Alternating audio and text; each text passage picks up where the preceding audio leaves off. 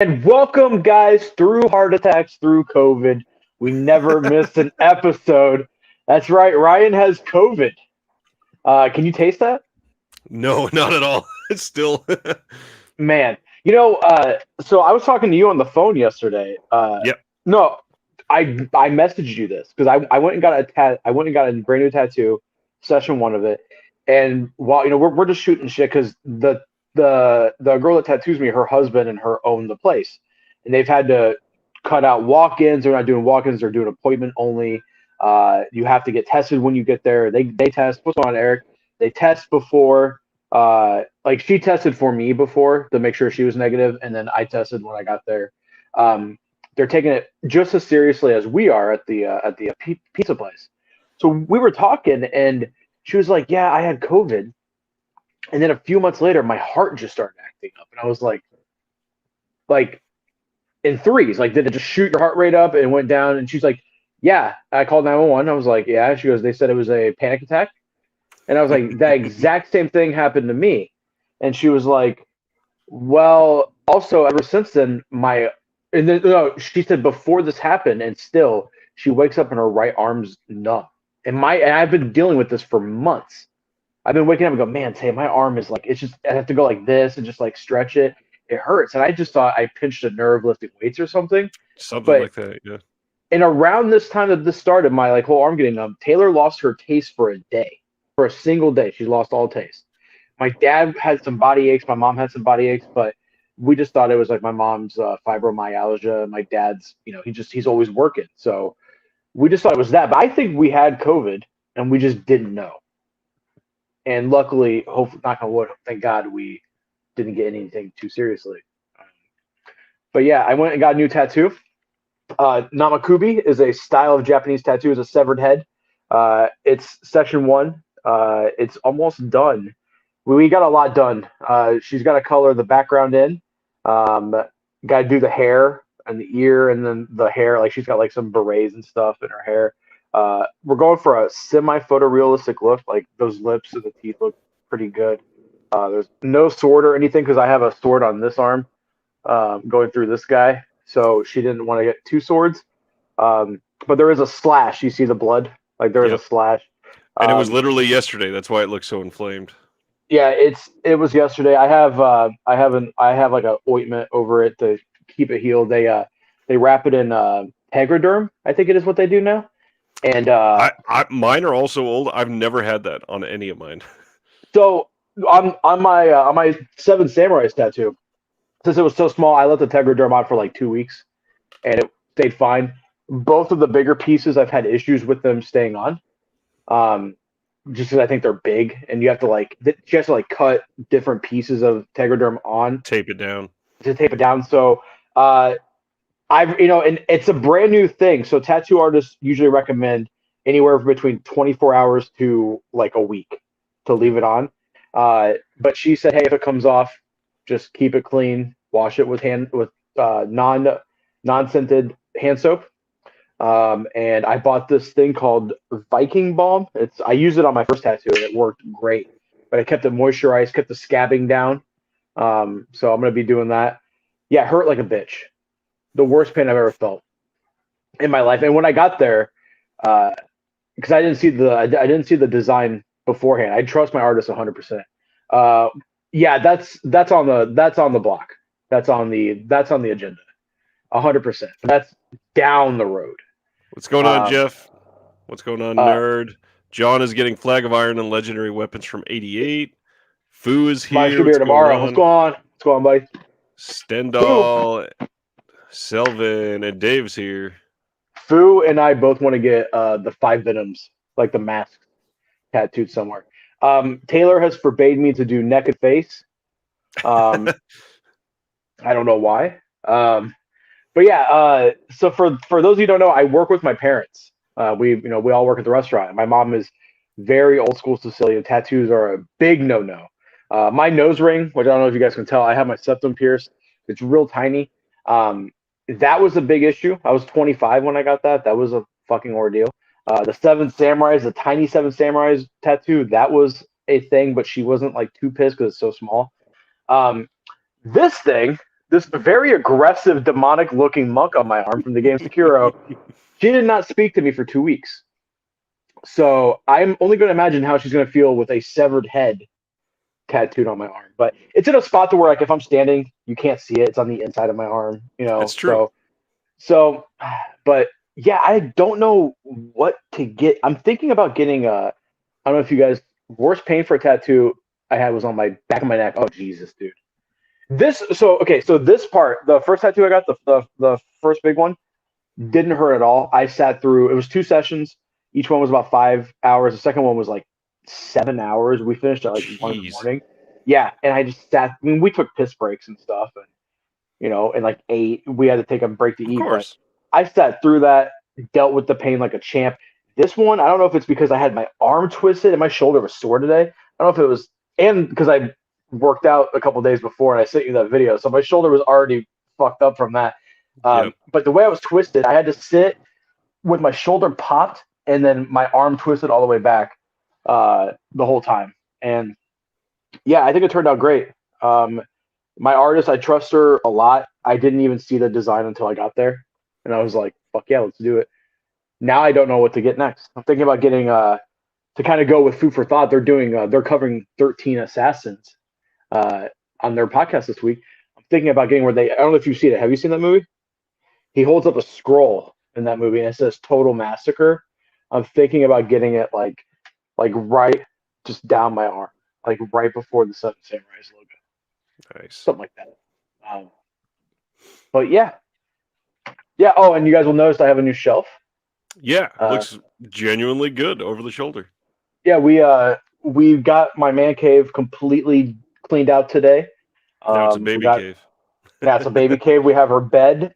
We have her desk for homeschooling, and then I have to carry up her dressers and stuff and put them in there. But yeah, I have Blade the Immortal, my favorite manga of all time. Ryuko, which is a good like Yakuza manga. Gelder, and then my copy of Golden Mask from Germany. And then over here I got my these are called Tagadas. I'm really big into sumo. So what they do is the guys will actually put their handprints, like their signature, and then they'll write their name. And then there's like a caricature of them. This is from Hakuo.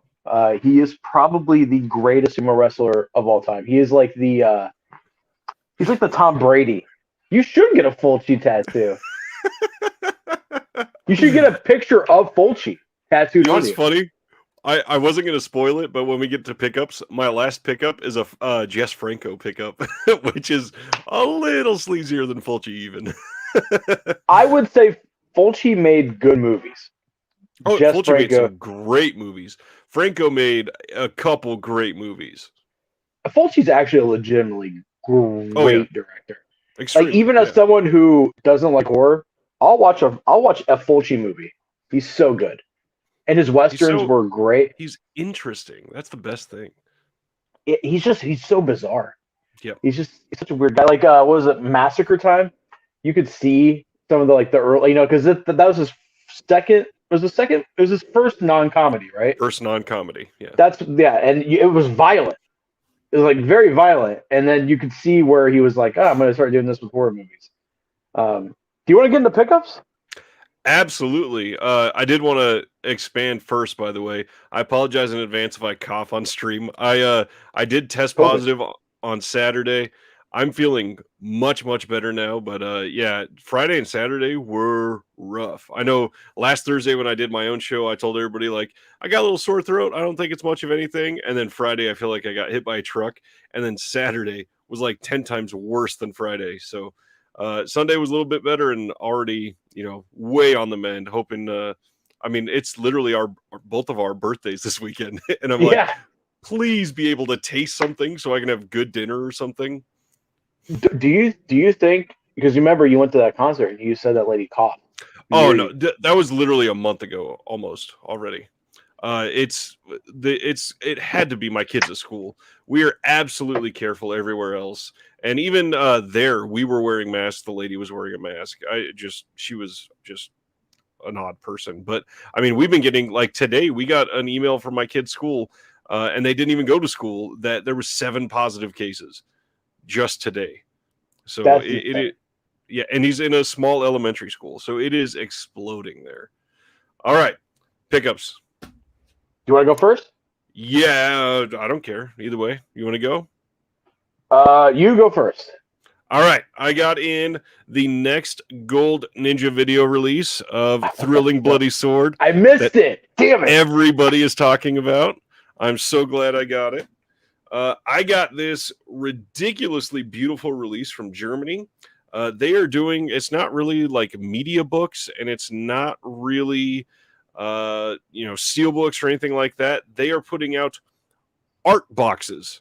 This is an art box release of The Wicker Man, and it literally is a cardboard box with the items inside, and they are beautiful. They also did Child's Play 2 and 3, and they also did, I had one more I wasn't going to show, but you seem a little interested. John Carpenter's Escape from New York. I would import that. I love that movie. This is such a great, I mean, it's the back is a little boring, but so what's inside? Let me show you. I'll open Escape from New York. It's literally, I don't want to underplay it, but it's mostly an empty box. There is obviously the discs inside, and like the Wicker Man release, it is Blu-ray and CD. And then on the Child's Play, I think they had a booklet in there. And again, guys, if you import something from another country that it's like an English-speaking movie or has English subtitles, like a media book, I just hold Google Translate. Take a picture of the page, Google Translate will translate it, and it works perfectly. Yep. So this is the box, and you can see how it opens on the side here. It's literally just a cardboard box, and when you open it, it's got let me pull up the little J card. It's got a little foam block in here to hold everything in place, and then 2 discs held in the back and a little insert. And then why is Germany so cool? It's a thick book, dude. It's obviously it's just paperback, but there is not a good angle, and it's so brand new. I believe so. Absolutely. Because I have the new Godfather's German media book release, and the inside is in English. Oh, interesting. Like part of it's in part of it's in German, and then they like reprinted it in English. Nice. Next one, just to are they all Region B? So far, I believe yes, Selvin. I wanted to show just to show the wide range of taste. I was going to say on this channel, but it's mostly on this side of the screen. The Human Centipede full sequence steelbook. Yes, art. Genuinely, the first movie is really good. I am a sucker for the second one. I know it's like lesser than the first one, but there's just something about a guy getting influenced by the movie. And you know what I mean? Like I thought that was the third one is fucking insane. But I really want to see his new movie. What is it? It's called something Club. It's where the trailer is a girl walks into a house and it's all like rich women and they're masturbating to the 9/11 tragedy. It's like the Ovarian Club or something. Someone will point it out in chat. That's awesome. John's, and then instead I'll just said Astamouth. Now here's the most important question: what part of the centipede would you be? Front? The one that jumps off a bridge. Oh man. Sardis just got here and wanted to show Sardis. I also got it in. That's awesome. And then the last thing that I got, like I said, ending with a Jess Franco, and this is for my friend John Peters here in the chat. I love this release. This is a really nice media book. This is from Wicked Vision, also from Germany, and it is a Jess Franco media book of Jess Franco's The Devils, and it's wonderful nunsploitation. Nuns. All in German. The calendar we had at work last year was nuns having fun. It was just like old women dressed as nuns, like playing tennis or doing something good. Pretty good pickups. My pickups are you can better believe it, Shaw Brothers movies. The first one is Chang Che's King Eagle. This is from Nice. 19. It's in the 1970s, so this is like right when the transition from like swordplay to straight up martial arts was happening. Very bloody movie. Probably this I watched and dude, this is one of the best movies I've ever seen. One of the best cop movies I've ever seen. I gave it a Yes, I did meet my wife in a church group. hell yeah. My wife goes to church group, so virtually. Um, this is one of the best cop movies I've ever seen. It's really fast paced. That's probably I would say the only negative about this movie is I gave it 4.5 stars on Letterboxd because I was blown away by how good it was. The only thing I would say is that it's three plot lines interconnecting together in an hour and 25 minutes, and they don't really take the time to introduce the characters. So it's like it's about a good cop who follows everything by the book, and then there's a bad cop who does things dirty, and then there's a drug kingpin, and then there's a side story of low-level criminals getting ready to rob a truck full of money. So, and then all of it plays together. One of the best car chases I've ever seen. Great shooting, great gunplay that rivals John Woo, in my opinion. And Wow. that's Men. This is Men from the Gutter. So this was a late You Shaw showed me Brothers that one. movie. 1983. So this is kind of right when they were getting the transition into producing television because they like stopped making movies and went into television production.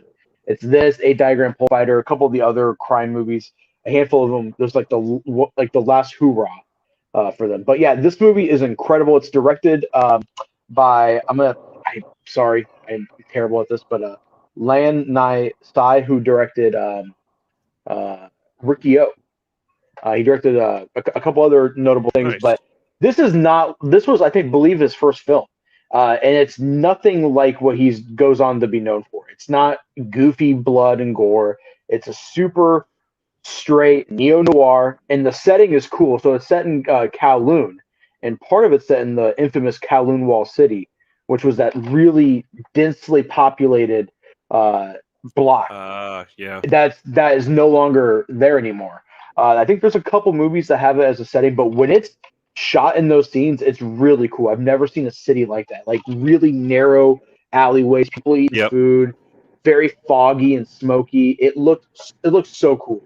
Um, but I highly recommend if you guys can find a stream of this, uh, pick up, watch this. It's incredible. This is severely out of print and extremely rare. Um, more Shaw Brothers. We got Chor Yun's The Murder Plot. I'm just going to go through some of these really fast. Boxer's Rebellion. We got The Rebel Intruders. We got Two Champions of Shaolin. I was kind of waiting to pick this up because I wanted to see if this was going to get a release because this is a Cheng Che movie. It's part of the Shaolin cycle. Nobody has it being released. From what I know in the Shaw Brothers box set, uh, this isn't going to be in there because Right. they only said one. It's like going in chronological order, and it seems to be very Venom Mob focused, which I'm totally fine with. We got The Informer, another late movie. This is 1980. Flip, are these DVDs? Yes, these are all. And by the way, these restorations on these, because they restored them for the DVD releases, they look really fucking good. Like extremely, extremely good. Yeah, these are all IVL. IVL released them in Hong Kong, and then a company also released them in Taiwan.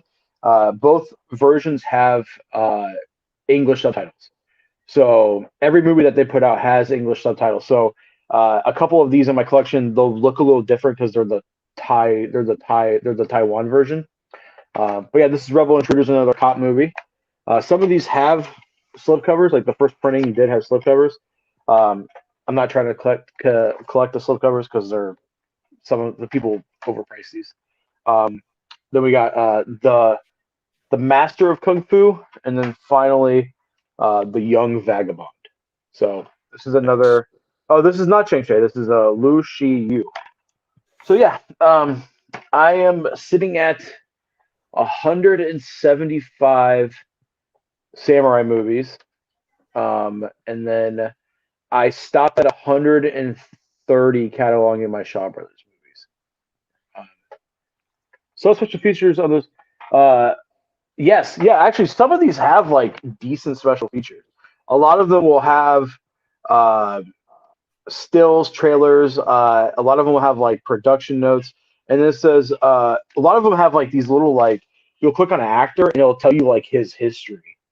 It's really cool. Um, Nice.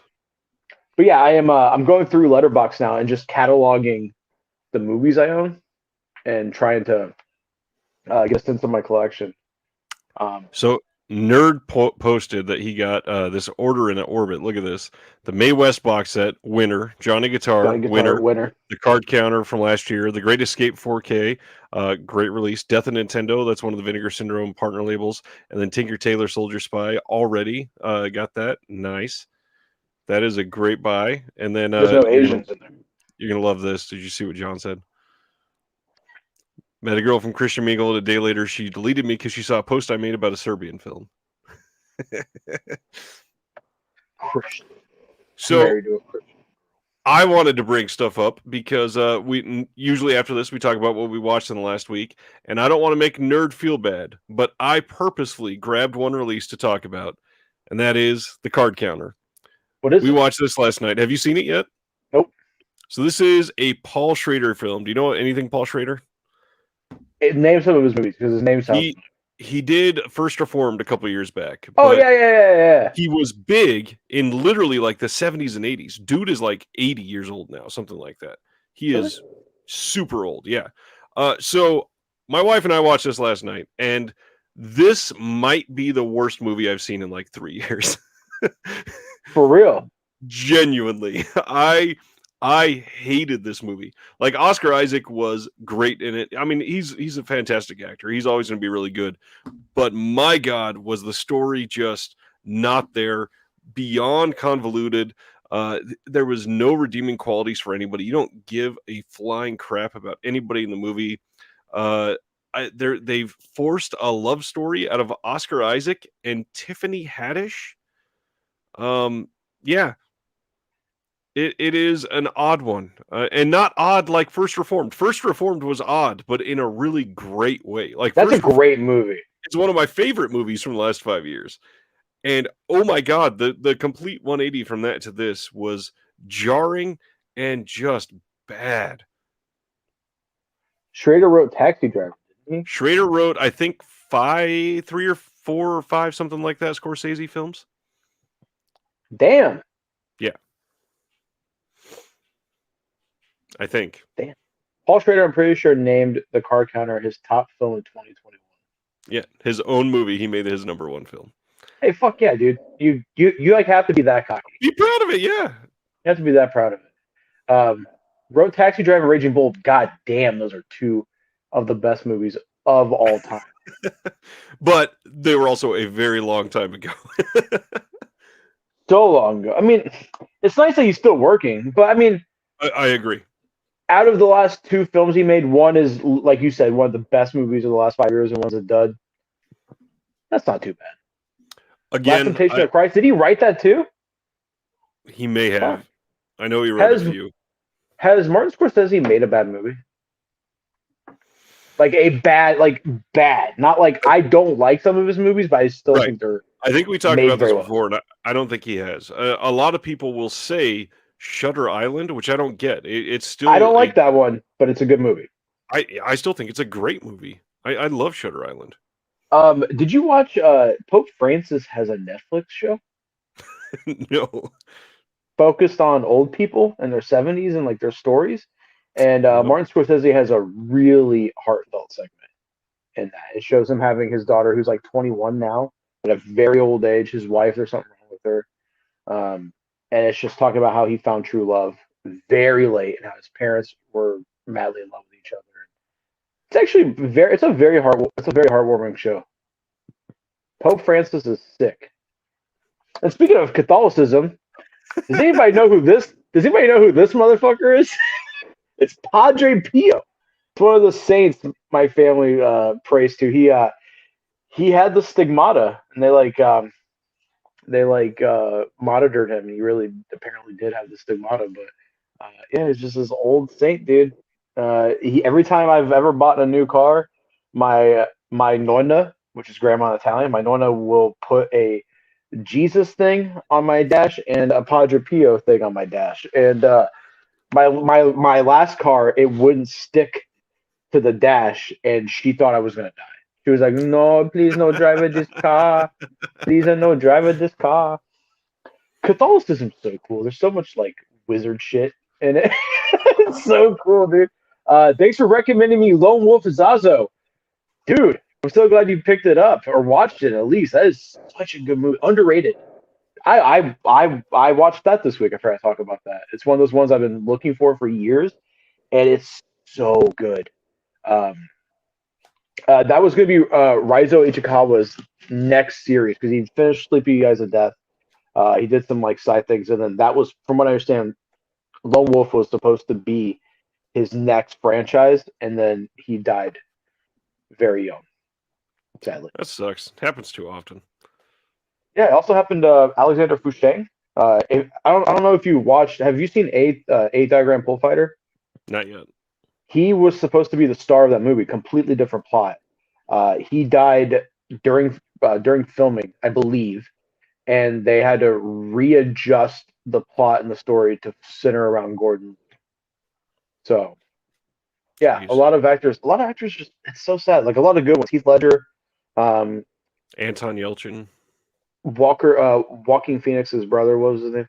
River Phoenix. River Phoenix. Yeah.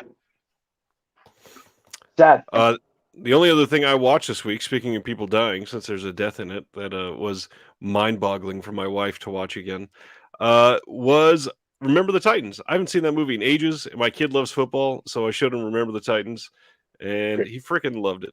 And that combined with literally probably the best weekend of playoff football in history. Dude, did you watch the Chiefs game? Yeah. God damn, was that amazing. Holy fuck. Oh, wait. Dragon says Kara Hu's part was built up when Fusheng died. It was always a Gordon Liu story. Okay, so I knew Fusheng was involved somewhere. And if you guys Google 8 Diagram Pole Fighter Alexander Fusheng poster, they're trying to pay homage to him, but it's like a giant zoom in of his head, and he looks stoned out of his mind. I don't know if you can pull that up, Ryan, because it's the funniest fucking thing. What is it? Just type in Alexander Fusheng 8 Diagram Pole Fighter poster. I know, I just told you to Google the alphabet, pretty much. But the poster is great, and I know they're trying to pay homage to him. I sent it to Fu for thought because I was like, this kills me. This poster cracks me up. Which one is it? It's a one where he's just like, he looks like he's stoned. He's like, that is most of them. Oh, I think I see it. Okay. Yeah. Well, let me go to share. So yeah, that football game, there were so many fireworks going off in my neighborhood. I could not imagine. Is this the one? Yeah, that one. I know they're trying to pay homage to him, but that cracks me up so bad. It cracks me up, dude. Mahomes went to school 35 minutes. What's Jimmy Garoppolo went to the college 30 minutes from here. He's a Central Illinois boy. Eric says a friend of his wrote and directed one of Anton Yelchin's last films. I still can't believe he died the way he died. Oh, and look, Stendhal says his death was ridiculous. What a terrible way to go by his own car. Who do you think's going to the Super Bowl? I mean, I don't want to be like just the local person, but I kind of feel like the Super Bowl was this last Sunday. And dude, for real though, you're not wrong. That was one of the best football games I've ever seen in my life. Yeah, 13 seconds is going to live in infamy forever. That is going to be something that gets referenced so many times. Mahomes is just all the new. Like, here's the thing: is like when we were growing up, I think Brady and Rodgers are the only two from our childhood still left. Well, it's still left, yes. Still and left, and maybe Ben Roethlisberger. Although he's done. Did he announce? Okay. Yeah, when he played, when he won that last home game, they had a big celebration because it was his last home game.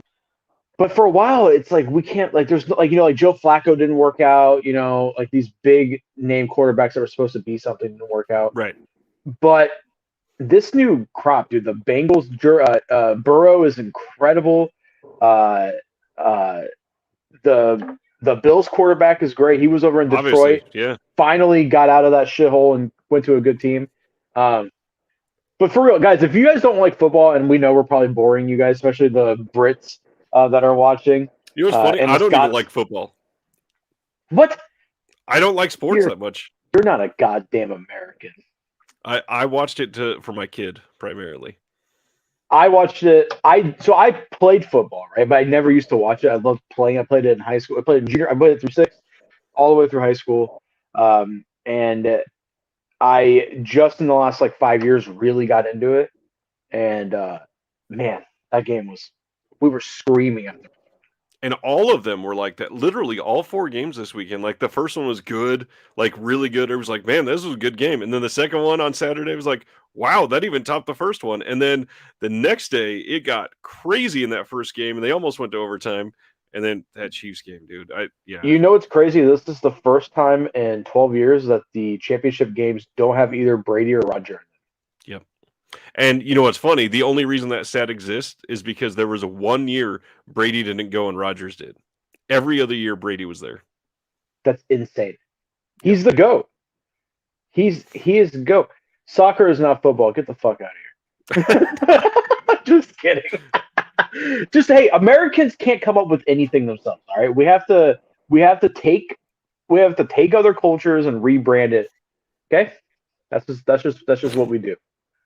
The Western is literally probably the only thing that we've contributed to art, besides Blue Lives Matter.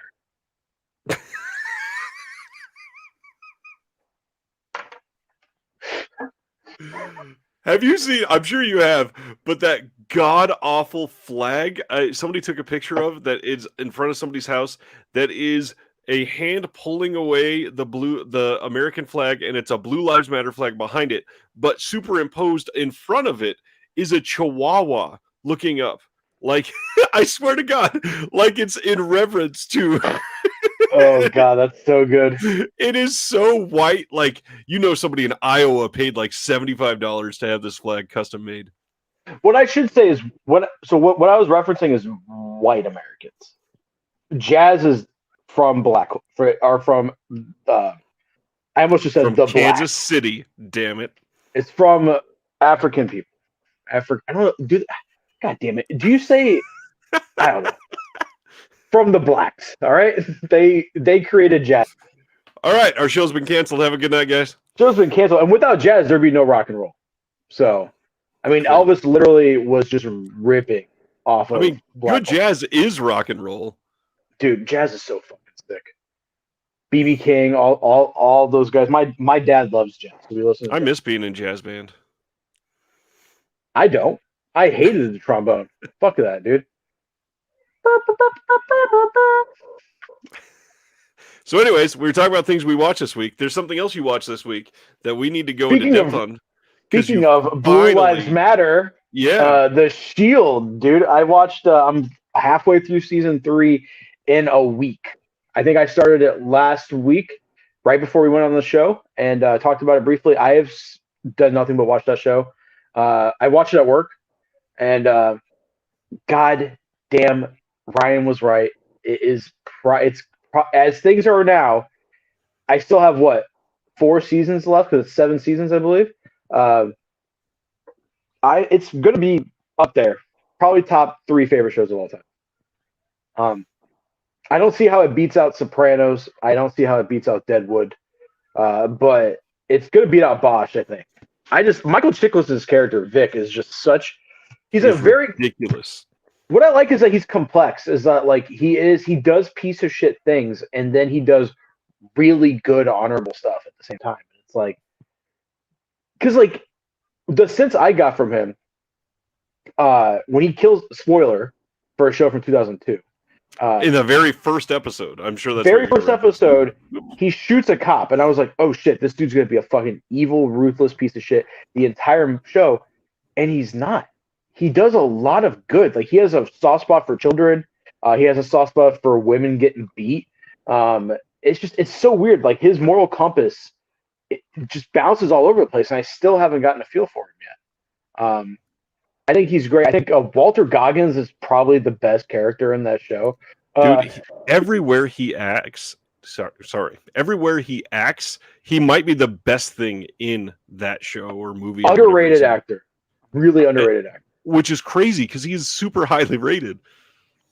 Dude, when they're tailing the Armenian guy, he's like, "What's your name?" He's like, "Cletus Van Dam." Yeah. I just started laughing so hard.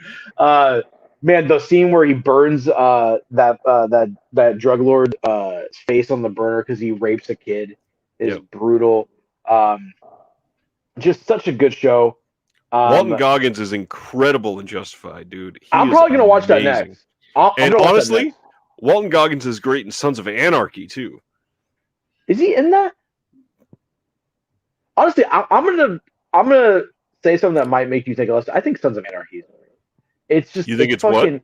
I think it's great. It's a soap opera. I love it for dudes. Yeah, it's stupid. Some of the writing is like it's not as good as Justified, but it's very good. It's just Justified. Yeah, David saying Justified is great. I've heard nothing but high praise for Justified. Oh shit, I forgot about that. He's amazing in Vice Principals too. So fucking funny. He's great in was he in Hateful Eight, right? Yep, I think so. And then he was in Django. Was he in Django as well? And if I'm thinking of the right one, it's been a long time since he was one of the Klan with Jonah Hill. That scene's so great. But yeah, Walter Goggins blows me away in The Shield. I'm surprised at some of the shit they cover for a show from fucking 2002. I'm like, and they are the show that made TV like edgy, and not like edgy, but like genuinely edgy.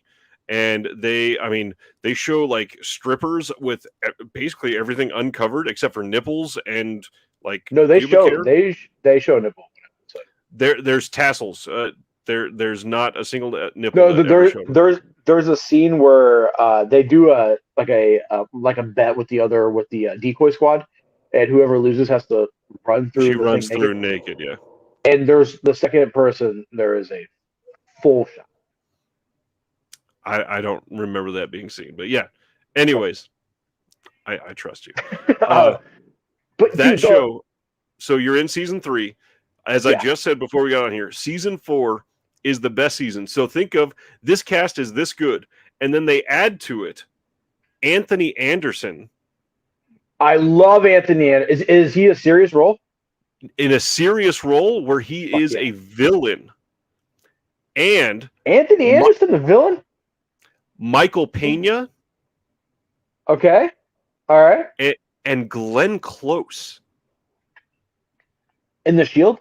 In The Shield in the next season. Season 4 of The Shield might be the best season of TV like on any show ever. It is so damn good. I don't know about that. Deadwood is really good. Trust. Okay. So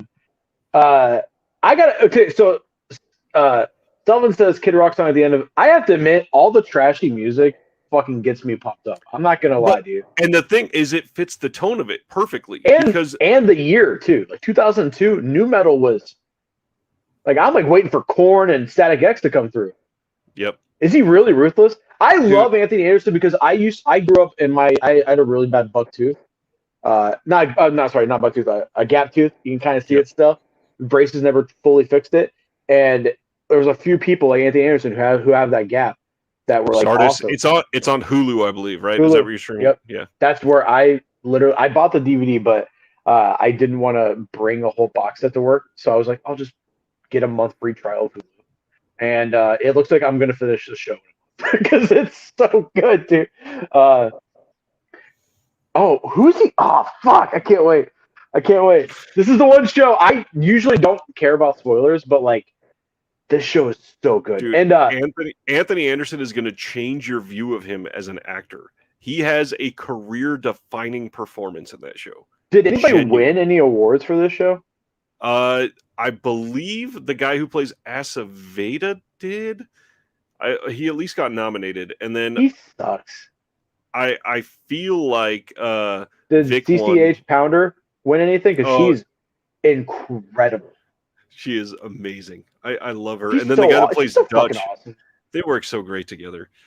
Dutch, I love Dutch. Dutch is such a He does some shit though that really bothers me, like when that Oh yeah. girl, that underage girl's like flirting with him, and he kind of gives in for a second. I'm like, dude. Yep. The thing that blew me away that was on TV was the cherry poppers. When they showed that, I was like, "Are you fucking kidding me? This is on And even cable." like not even just the things that were normally restricted viewing elsewhere, but the things that they got away with having as content. Like I think it was in the very first season. It was like one of the first handful of episodes, and the guy was taking young girls and hiding them in a basement, locking them in there, and they showed Vic take a fucking phone book and just go beat the shit out of him. Not beats the like knocks the shit in. Yeah, And they let him do it because there was another girl missing, and they were like, that's like the one time Acevedos has let Vic do his thing knowingly. Yep. He's like, all right, do it, and then he gets the information. And they find that girl alive. Yep. So, damn, yeah. Show's fantastic. Great cast of characters. I feel like a couple of the members of the Strike Squad are a little underdeveloped. I don't even know the fourth guy's name. Ronnie, yeah. I don't even like who. He gets a lot more important. He even by the end of the show, he's not as important as the other ones, but I mean, they're all very important. Yeah, Vic's wife pisses me off a lot. She's kind of a dumb bitch, in my opinion. Like your husband, okay, she doesn't know that he's having extramarital affairs, which is whatever. But like the fact that she leaves him and then gets mad that he's seeing other women is yes, yeah. Jeff. Is it Adrian? Julian killed his wife because he was gay. Like brutally killed his wife. Like brutally? Like how? Yeah. Like supposedly dragged her around and then shot her in the face or something like that. Sick. I don't remember, but it was bad. What did she say to him? Okay. Anyways, the Shield, like this is one of the only things that I can talk about at length. It is genuinely incredible. The entire Money Train line will be a part of that show until the final episode. Literally. The Money Train, like where they have the money? When they stole the money from everybody there that you've already watched? Yeah, that is a part of the storyline until the very last episode of the show. Why? You'll see. I mean, you don't want spoilers, but it's pull up food for thoughts comment. That's good. That's good.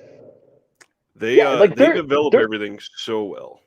Like the fact that Julian's character is gay in 2002, and they handle it in I think a decent way. Oh yeah, is just I don't know. It still feels relevant. It doesn't feel like aesthetically you're like, oh, this is from 2002. Why is everyone wearing baggy ass suits? And the music is trashy, but if you're a trashy person like me, you'll love it. The only thing that I think dates it a little bit is because some of the black people are dressed like the Soldier Boy outfit, like real baggy, shorts. Like I love that. Bring that style of hip hop back, please. So maybe I said that wrong. Not that dates it. I think the thing that takes away from the impact a little bit is that this came into place in 2002 or 3 or whatever, less than a decade after all of the problems with the actual LA Rampart division. And so when this showed, this like hit really close for home for a lot of people because this was daily life. Like not obviously this is a little dramatized, but a lot of it was realistic. Dude, it makes me want to be a cop even more. Makes me want to be a cop. Makes me want to do deals with drug dealers, rip off the mob. Selvin says he's in Singapore and it's on Amazon Prime. Damn. Well, hello from Cornfield, USA. Nerd says, why were some of the people dressed like they were from New York? It's in Cali. Yes, but Cali is full of a lot of posers, as I can say from somebody that grew up in California. Peacemaker is fun. We've only watched episode 1, but dude, there's a line in episode 1 that made me laugh so hard where John Cena's butt naked. Just butt naked going through records. I think he has his helmet on at least, and he's going through records. He just got done fucking that girl, and he goes, he's like looking at all these hair metal bands. He goes, back in the day when men were real men because they weren't afraid to be women, and I laughed so hard at that. Such dude, and then that scene where the girl's just beating the shit out of him, and he uses like the sonic blast from his helmet to just rip her apart. It was so I was like, what the fuck? I need to start it. What's his name? The director, James Gunn. James Gunn. He is definitely the best pedophile in Hollywood, easily. Is there something I missed? Well, he got in trouble for having that pedophile party, right? And then Jimmy Urine of Mindless Self-Indulgence got in trouble for being a pedophile at a pedophile party hosted by James Gunn. That was in the article I read, and I was like, wow, everyone's kind of just glossing over that James Gunn was having another pedophile theme party. I with real thought that pedophiles was there. someone else, and James Gunn only got in trouble for some tweets. No, James Gunn got in trouble for tweets, but Jimmy Urine from Mindless Self-Indulgence recently got canceled because he had sex with an underage girl, and he met the girl at a party that James Gunn was throwing that was themed. So, more than likely, James Gunn is. But hey, he's better than Roman Polanski. So, I thought James Gunn was one of the good ones. Like, nobody's good. Some are Nobody's better good. than others. Anyways, we had a long conversation about cancel stuff a couple months ago. We can gloss over this. Everyone knows I'm a huge Harvey Weinstein fan. Massive fan of his producing credits. That odd silence. No, it's so funny that at the end of the year, Letterboxd was like, your most watched producer. And it just says Harvey Weinstein. I was like, oh, great. That's a good that checks stat. out. But yeah, James Gunn's good. He makes good shit. He has a shtick though, and I think it's starting to wear on me a little bit. It's a little the Suicide Squad shtick. Even Guardians of the Galaxy was starting to wear on me by the second one. He's got a really good taste in music though, like great. I think his music taste is probably and we got to remember he's not making every single choice for that film. That could easily true. Be someone else. But he's so good at also getting an animal to be so lovable. And that eagle is so cool. I don't know. I haven't seen past episode 1, but where the eagle hugs John Cena. And John Cena is a legitimately... Slither is underrated. John Cena is a... well, top 5 and bottom 5 could be used in a different context as well. That is one of the funniest comments that has ever been left on this show. I can only name Polanski.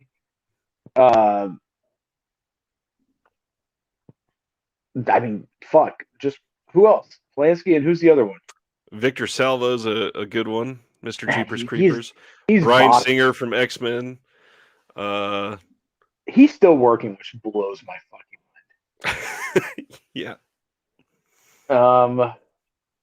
Yeah, Singer. No, there's like another French guy, I think. Woody Allen, is that what you're thinking of? Woody Allen, that's who I'm thinking of. Another. God, they're all. Stendhal said it right when I did. Look at that. Yeah. Well, he said Woody Allen. Oh, so.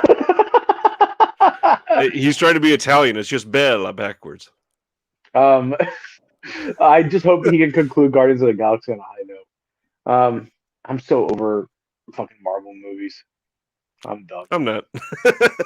I know you're not. I'm just done. Shang-Chi was great. And that's the big thing. I don't worship them like a lot of people are right now. They're just dumb, fun popcorn movies. It's crazy to me. Like I'll probably see Far From Home just because dude, it the hype around it's great. Yeah, see, everyone's like it's great. But yeah, I don't know. Just superheroes. I'd rather see Chinese men with their shirts off punching each other. Yeah, that checks out too. Yeah, or a Japanese guy staring really methodically with his hand on his sword at another Japanese guy staring methodically with his hand on his sword. With like a 4-foot-long white beard, yeah. Oh, dude. You see this? I'm dyeing it white. and I'm gonna tape my eyes so I can look like look like the villain from Lone Wolf and Cub next episode. Brilliant. All right. So, what we said when we wrote up the description was, first of all, we didn't even know if we were going to be able to have this stream tonight because I was so messed up the last couple days, and so we decided let's pick a stream idea on Tuesday, and then we still didn't know if we were going to be able to do it till too late. So, the topic for tonight is everybody watching gets to pick up topics. As I beat the crap out of my microphone. Somebody just pick up a random topic, ask a question. We'll have a full blown discussion on it. Anybody? I don't. You didn't watch anything else this week, right? That you wanted to bring up? I feel like I did, but it'll probably come to me later. I feel like I watched a movie besides Men from the Gutter that I'm trying to. Oh, I rewatched the first female prisoner Scorpion movie, and I Nice. forgot like those are just art house films. It's so bizarre to me. Like I love. This is why I think Japanese directors are so talented. Is that they take a genre of exploitation with a storyline that's very exploitive, and what's the other word I'm looking for? Kind of trashy, but the way they film it, the shots, the like cinematography, it's all arty, and it's just Yep. like it's brilliant.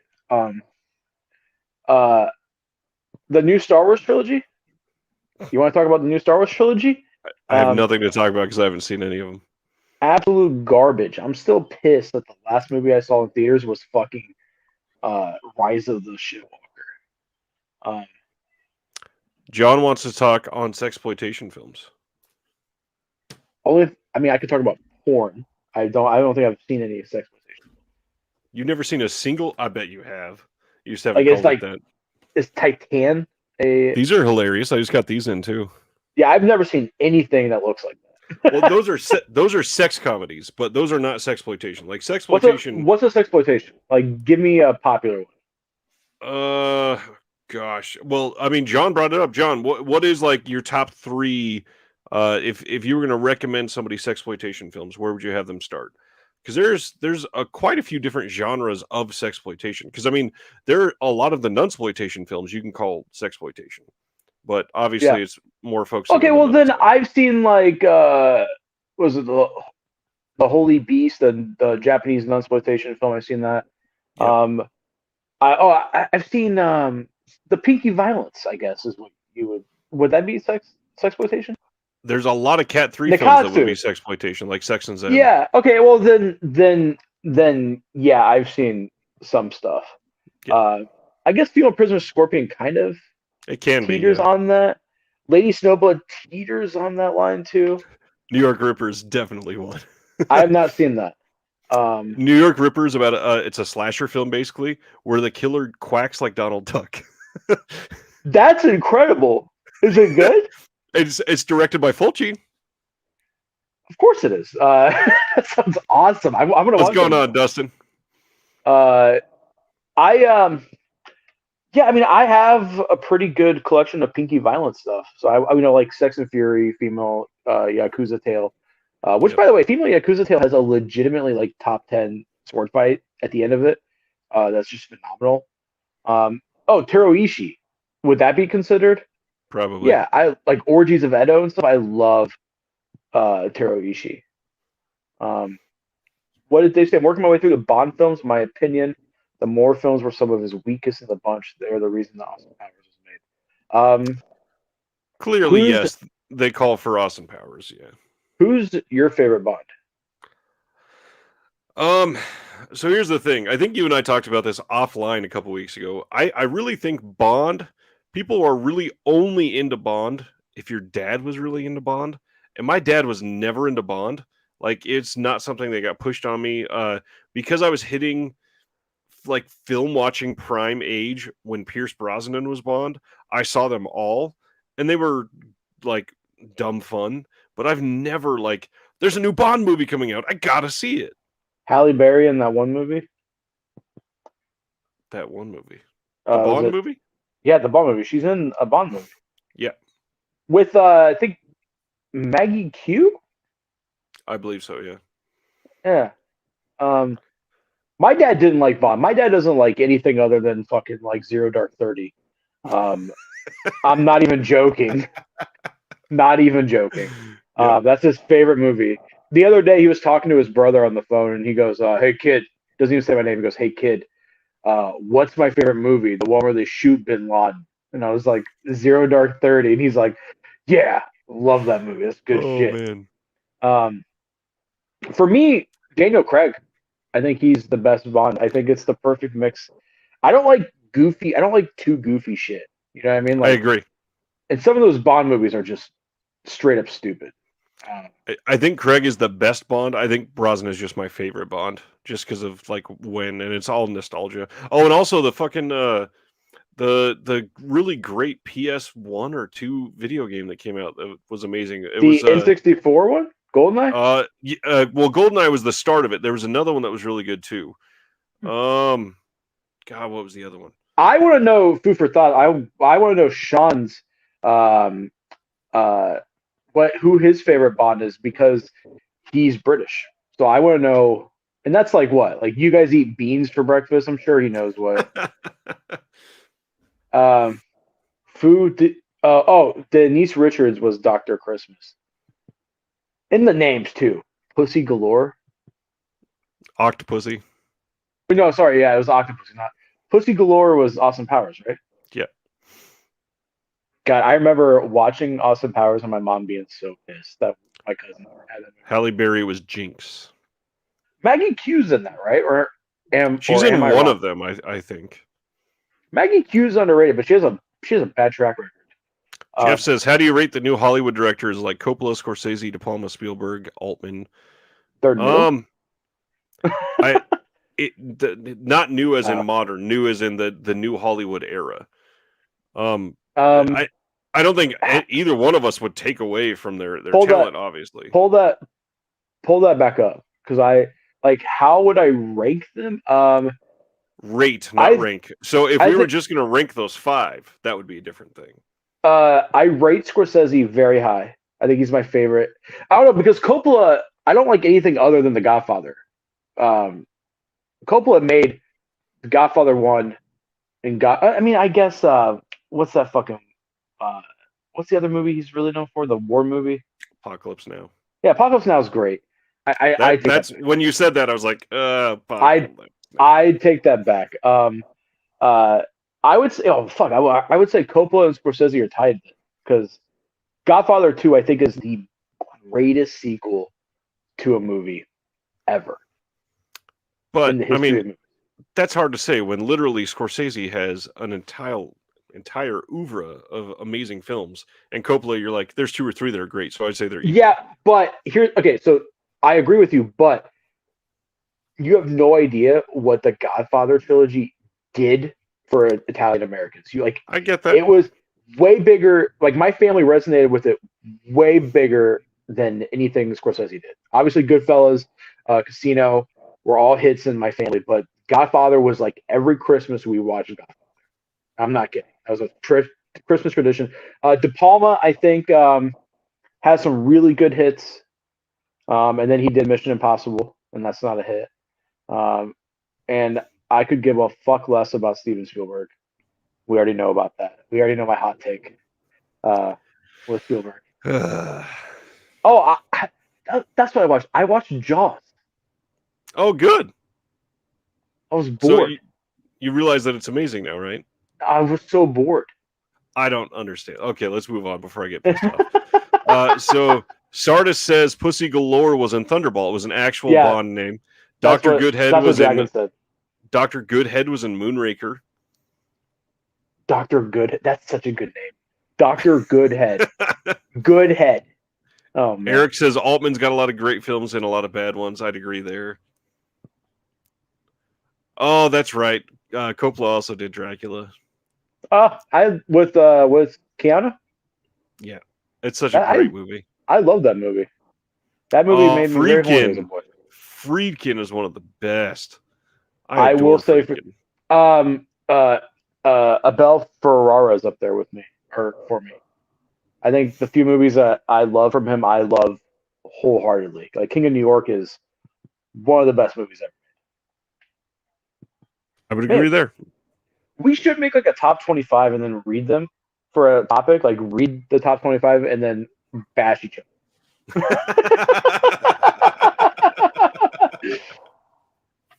Oh man.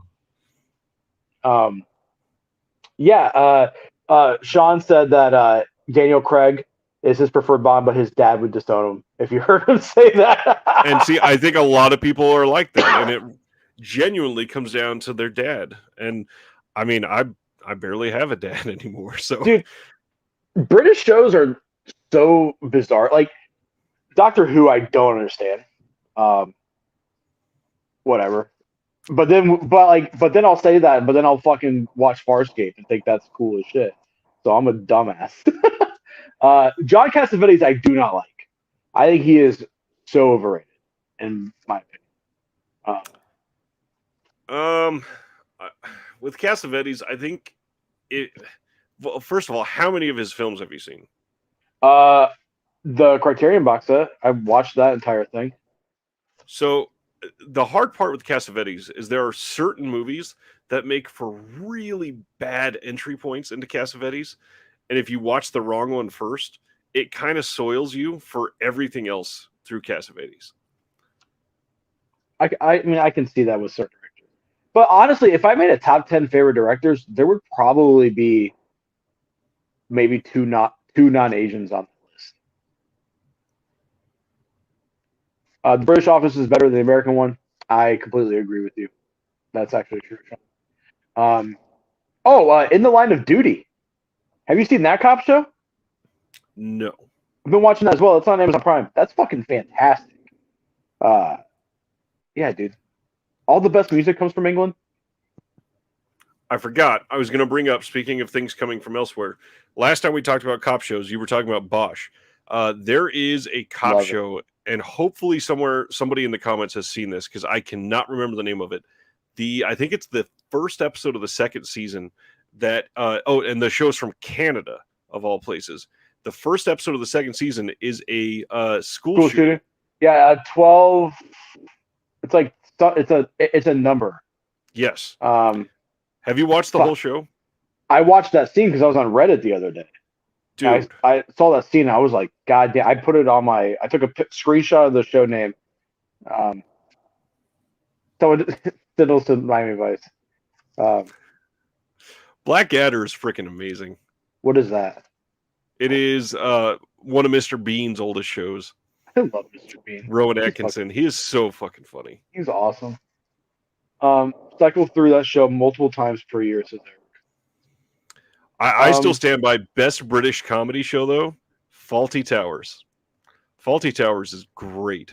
What's that show that you told me about? Taskmaster. That show fucking rocks, dude. Taskmaster is great. It's hilarious. Not enough people have seen it at all. That show is so good. Is that huge in England? It is. It is massive. Like one of their highest rated shows. I really love British humor. Like it's so fucking good. It's dry. It's kind of rude. I love it. That's why I love A Fish Called Wanda, and a lot of people hate that movie. No. You stop that. I love John Cleese, I guess. I brought up Fawlty Towers and A Fish Called Wanda. Who's your favorite British person ever? Who's my favorite British person ever? Ever. Oh, wow. There are just so many Brits. I mean... You a big fan of Boris Johnson? Big fan of messy hair. I love that he just looks like garbage all the fucking time.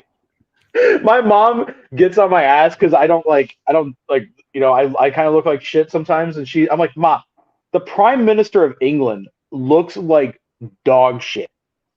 It's okay.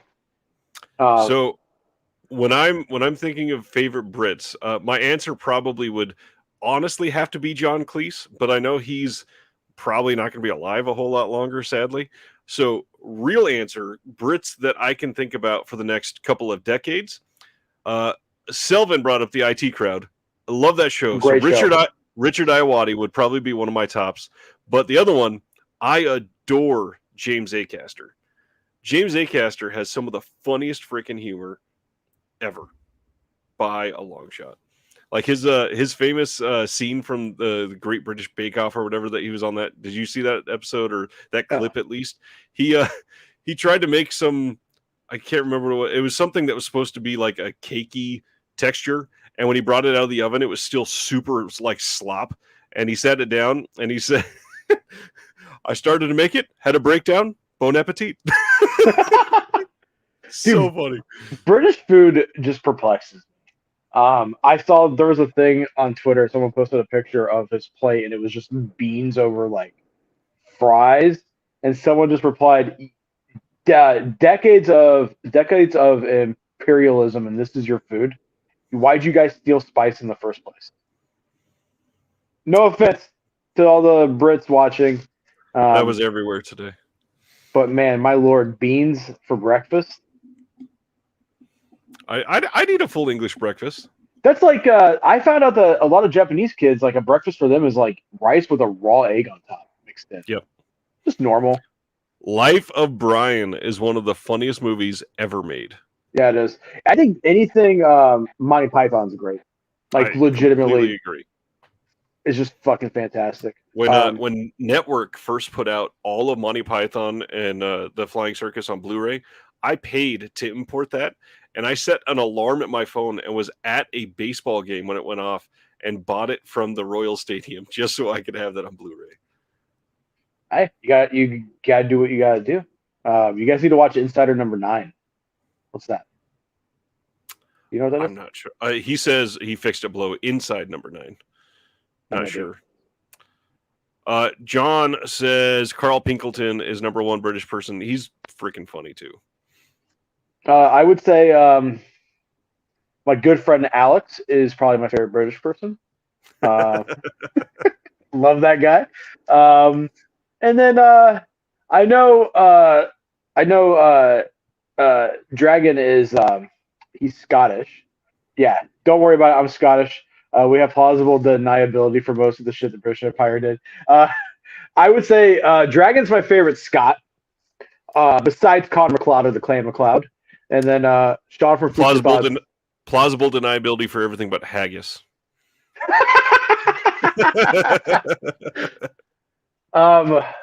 We should do a best Scottish movie list. And it would just be what's that one movie? No, Braveheart, and then what's that other one? That really depressing one. You'll have to narrow it down for me. God, the one about drugs, about heroin. Oh, fuck. Man, COVID brain fog is a real thing. It has been so hard for me to think of things the last Just few days. Being stupid is a terrible thing. I wouldn't know. Yeah, you're the one with a very nice government job, and I'm train spotting. That's it. That's it. Yeah. Train spotting is great. Danny Boyle, he is a really great director too. Is he Scottish? I feel like he might be British. Well, I mean, close enough, right, Dragon? Inside Number 9 is a black comedy anthology series and is essential viewing that covers so many genres. Interesting. Haggis is just something we don't eat that we feed to tourists. That checks out. Oh, man. Us Americans, we have something like that too. We call it Little Caesars. Dude. I saw my friend sent me a picture today. I tweeted it. Crab Ragoon pizza. It sounds like listen. It sounds like Brooklyn hipster shit. Sounds like cultural appropriation. It sounds awful, but it probably tastes a little bit decent. But it's not something I condone. It's not something I condone at all. Pineapple on pizza is a thing that I had to really get over. It's fine, whatever. Broccoli on pizza, no. Okay. Broccoli and pasta, like with fucking Alfredo, no. Okay, with a fish sauce, yes. But we had somebody call one night. I think I've told the story before. We have a bacon cheeseburger pizza. It's just sauce, mozzarella, American hamburger, bacon, and then an extra layer of cheese with our in-house blend seasoning. And this guy goes, "Can you put pickles on that?" And I was like, "Sure." And he goes, "Like, can you put an entire jar of pickles? I'll pay the premium." He wanted extra pickles. It smelled so awful. And then like a few days later, he ordered it again. I go, "Did you like it?" He's like, "This is the best pizza I've ever had." Oh, no thanks. Fucking disgusting. Terrible. This would be a good topic. Best TV shows by full decade. Fuck. That would be so tough. Hill Street Blues, 70s. I feel like we'd have to break it down by genre too. Otherwise, it would get really difficult. Hill Street Blues, 70s, 80s, Miami Vice, 90s. Fuck. I don't think I've seen too many things from the 90s. What's going on, Ice? Guys. And then 2000s, man, that's Wait, didn't Deadwood start and Sopranos start in the 90s? 99. I mean, that was 90s. But fuck. I'll say Sopranos 90s because 99, and then Deadwood 2000s. And then 2010 Gomorrah. What's going on, Jason? Why are you laughing at that? X-Files? No. X-Files is really good. No. It's probably not the top, but it's really good. I love X-Files. I've seen all of it. It's not better than The Sopranos. Yeah, that's what I'm saying. Sullivan's The Sopranos is 2000s for me. The hard part is it bends that corner. Like, it still very much feels 90s. Same with the 6 Feet Under. I fucking love 6 Feet Under. That's such a dude. I love 6 Feet Under. When that ended, I was so sad. Yep. Great final episode. It really was. There wasn't there a time someone posted on Reddit like a HBO like preview, and at the same time, Sopranos, Deadwood, like Boardwalk Empire, they were all airing at the same time. The Wire also. The Wire, god damn, dude. Fuck. The Wire? That was like Wire, Soprano, Deadwoods are like those three, like not trying to be like ridiculous. That's like three of the best shows of all time. it was like a NBC must-see TV comedy in like 2005 or whatever. In order, I believe it was The Office, and then Community, and then 30 Rock, and then Parks and Rec or something like that. They were all on one night. That's awesome. Dragon says season 1 of True Detective. Yeah, I remember that being such a huge thing. I agree, and that one's tough because it's. I mean, each season obviously is its different thing, but it's kind of an entire show, and they don't keep the quality up. I don't dislike a season of True Detective. I think 1, 3, and 2 is like probably the order I would rate them. I thought season 3 was great. 2 is a little hit or miss. I do like Vince Vaughn in serious roles. But what movie set is that next to you, The Lone Wolf and Cub? This is the Mikogami trilogy. This is put by Enemigos DVD. Trail of Blood, Fearless Avenger, Slaughter in the Snow. Ooh. MASH is really good too. MASH is good. Munsters, I was a big fan of the Munsters. Oh, yes. Dick Van Dyke Show. Taylor and I watched that entire thing while she was pregnant. The Carol Burnett Show is fucking brilliant. I Love Lucy. I Dream of Jeannie.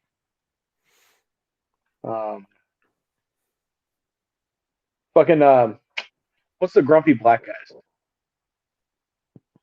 The grumpy black guys? Yeah, like the mean, angry black guys that are funny. Oh, the Jeffersons? Is that what you're talking about? No, not the Jeffersons. Black Mirror? No, I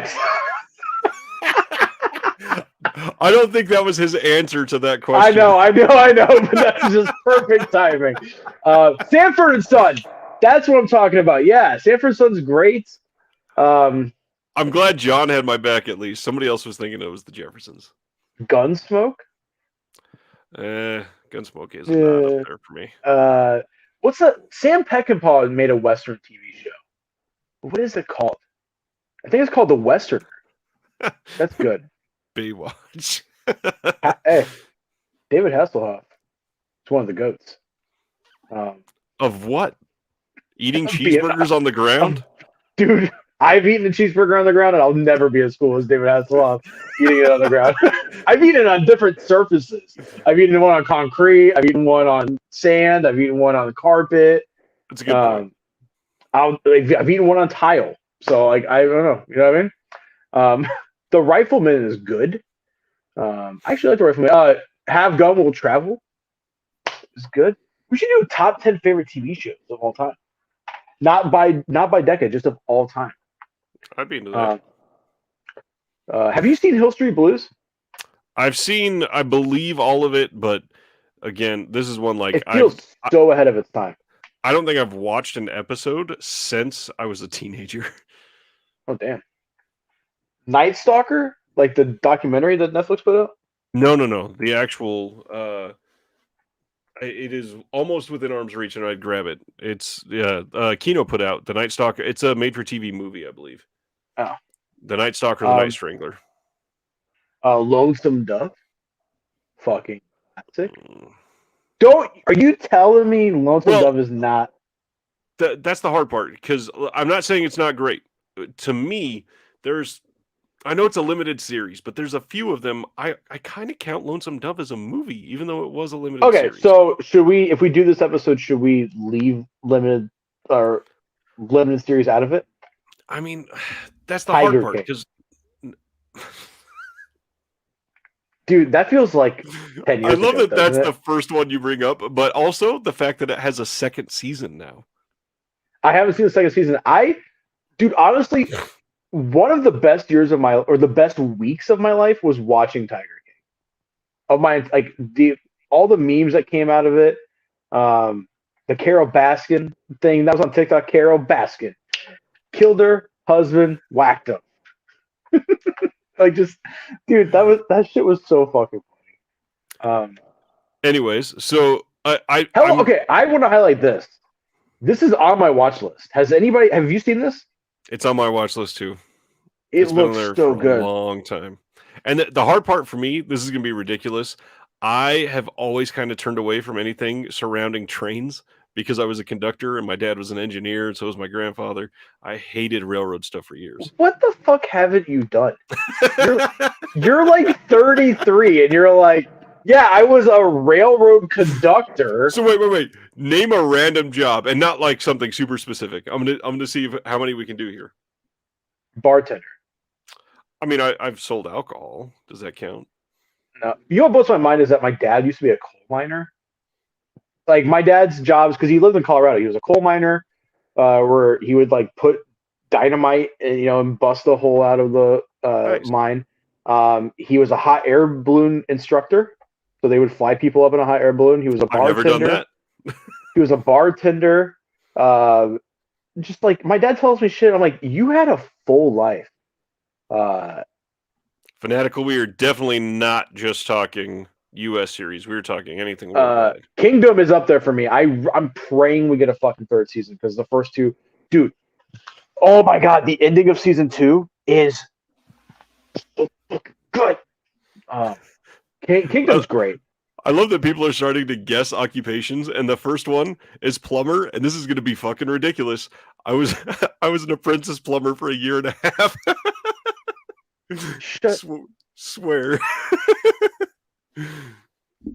Oh man, you got to be the next most interesting person in the world. Well, Ryan's definitely more interesting than me, because you're gonna ask me what jobs I've had. It's pizza, and I do landscaping for fun with a friend who owns a company. Electrician. I've done electrical work. I used to be like I used to be like a general conductor or contractor, not conductor. Choo choo. Have you been a private investigator? I was a sheriff explorer for 3 years. Does that count? I mean, that's close. Oh my god, were you a fluffer? Hey, he fluffs me every day, Jerry. I've got an active sex life. Brian and I send each other pictures of our dicks all the time. Let's not start that fan fiction. I'm just kidding. Go, let's do it. I'll send you one right now. Am I wearing pants right now? God, I hope so. Yes, because I don't have underwear on. So I'm just wearing shorts. John said stripper. Have you been a stripper? I've not been a stripper. Have you been a Power Ranger? I was never even allowed to watch Power Rangers. Dude, I have two statues I'm looking at Power Rangers right I've now. never seen a Power Rangers movie, and I've never seen a full episode of Power Rangers. Still.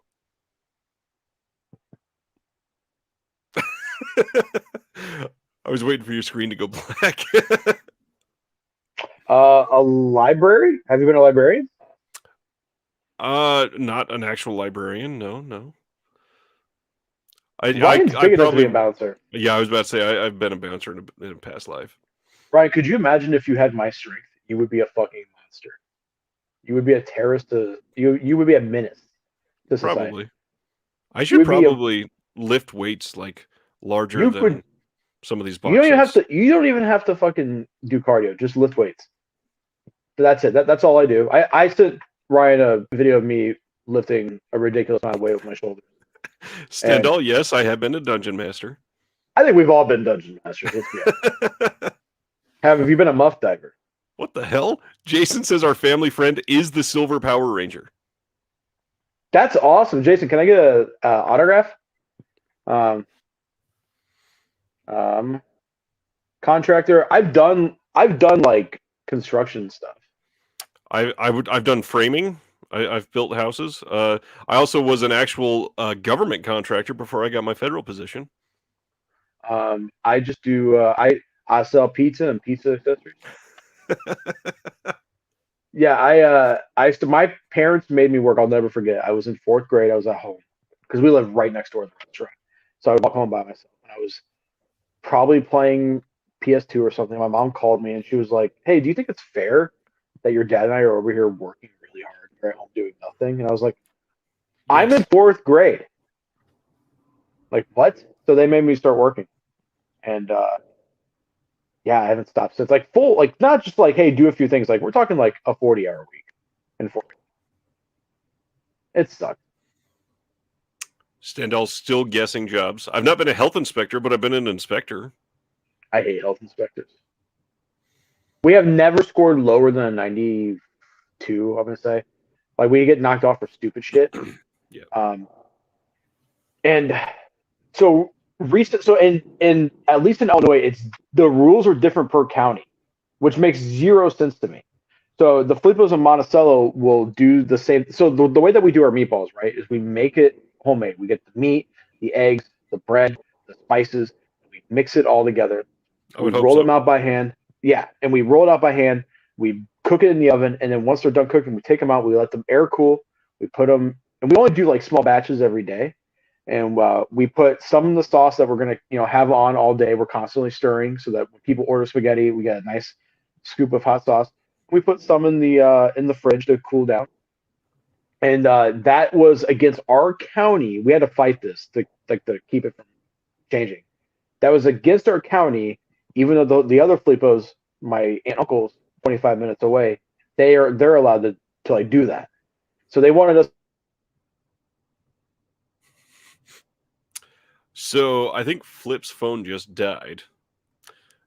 I bet it's going to be a minute before he comes back on. I think it's hilarious everybody started guessing random jobs for me. Oh, there he is. Oh my God, what happened? No, so then my aunt and uncle, they're allowed to do it. So they wanted us to either use frozen meatballs, pre-made meatballs, which are disgusting, and we take pride in what we do, or buy like a $100,000 walk-in cooler. We're like, go fuck yourself. Food inspector canceled him. Canceled. Can I talk about something cool real quick? I mean, I guess. Like actually, like very unique. Let me see if I can grab this book here. One of my favorite artists ever is this guy named Yoshitaka Amano.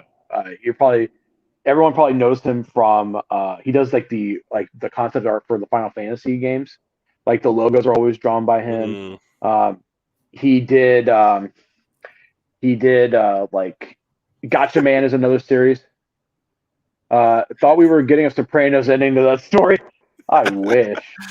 I wish someone would just come up behind me and just end it without me knowing. Just in this room, as we could see you with nothing behind you. Yeah, fucking Ogami Ito just comes and slices me down the middle. No, but yeah, he's a great artist. One of my favorite artists of all time. I have his biography actually below me. That's how much I love him. But he made a book.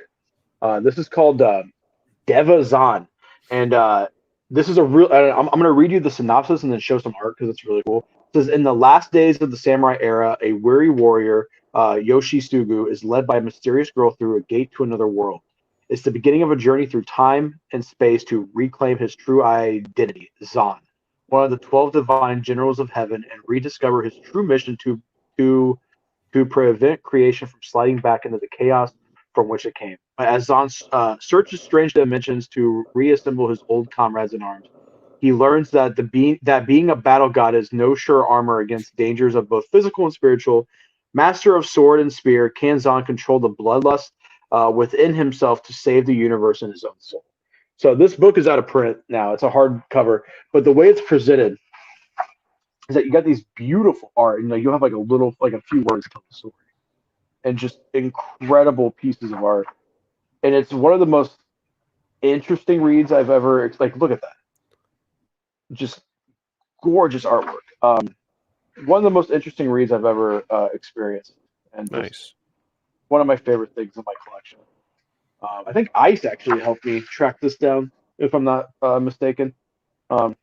Beautiful story as well. If you guys can find this, pick it up because it's truly a work of art. It's beautiful. Nice. I love it. I love it. It's awesome. It's Deva Zan. I'll put that back. While we were moving everything out, I found that. Yeah, Vampire Hunter D. That is right. He does the art for that. When we were moving stuff out of my old man cave, I found that and I was like, "Fuck! I need to put that on display because I love that book. So good." I wish I had room for some of my movie books down here too, but I don't even have enough room for the movies at this point. I think I only have like 3. I have Reagitator by Tom Mess. I have that Guide to 70s Kung Fu Movies that I got from Orbit, and then I got that one that my wife gave me, the Father, Son, and Sword, which is fucking great. Me and Dragon have actually been talking about potentially co-writing a book together about the Venom. So I've been encouraging this, yeah. I have actually have a lot of research and notes taken. I legitimately want to do it and like have it be like half biography of them, and then half like both of our opinions on each of the Venom movies, and then kind of like also do like another section where it's like Venom Mob adjacent movies that they So I think And that would be suddenly awesome. it's like a 1,412-page book. That would be insane. Insane. It's blows my mind how fucking long Cheng Che was able to just stay relevant, like, and how fast he cranked out movies, and the quality of them are very good. About 11-volume encyclopedia of Italian film. That sounds amazing. God damn. There is I'm sure you've heard of it, that what is it called? That one group that made I think it's called Beyond the Darkness, the 80s horror documentary. They're starting to work on an Italian horror or Italian film documentary of the same exact style. Super interesting. Dragon says we're doing it. Fuck yes. Stendhal I said says, did you mention Agitator, the Tom S. book on Takashi Miike? I said Reagitator, which is like a sequel book. Agitator is out of print, and at the time I was looking for it, it was way out of print. And then what about the next sequel, The Bride of Reagitator and Beyond Reagitator? Beyond Reagitator. Talking about, I mean, honestly, he could probably do 4 more books on Takashi Miike. That was a really dumb Reanimator joke. I thought it was good. It fits our channel. It does. Yeah, we should do top 10 favorite TV shows. It's on the list. We'll do it soon. Do favorite directors too, and then our favorite movie from that director.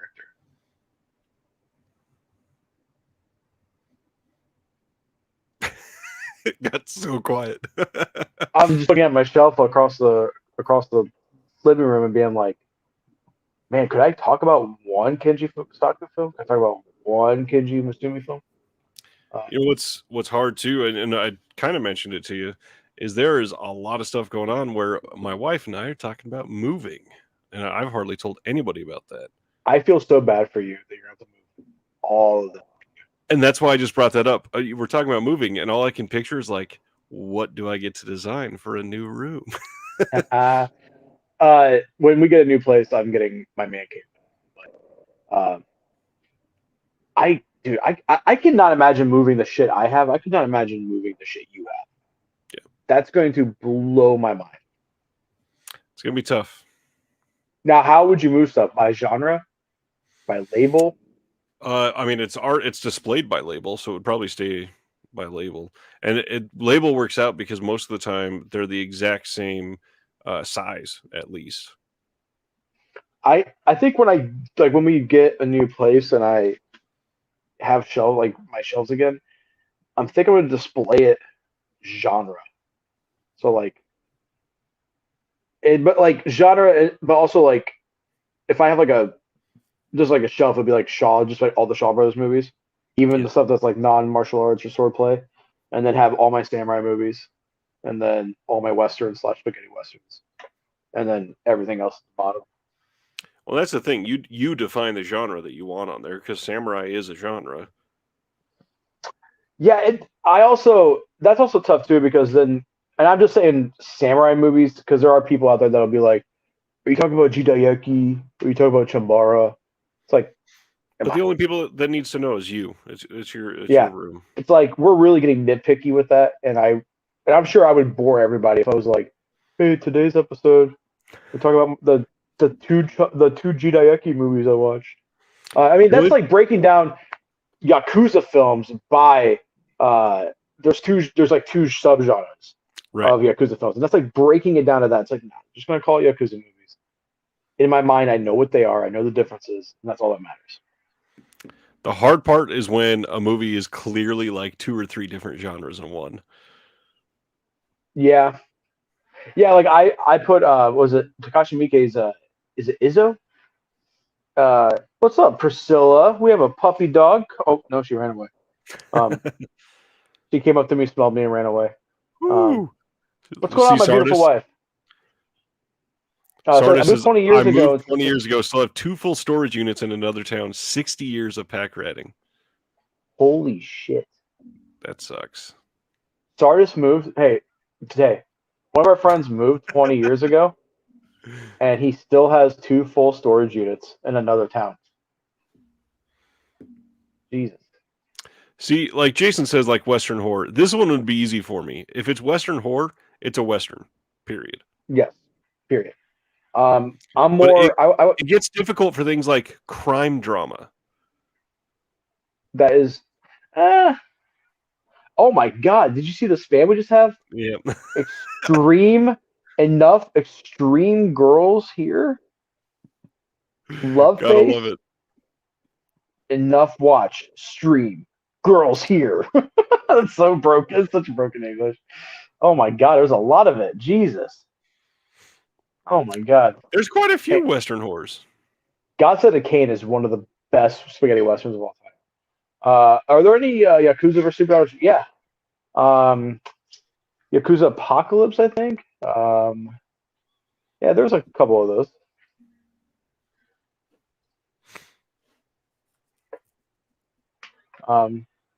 Heading there now. Oh, he's heading there now. I really love Western horror. There's not enough of those.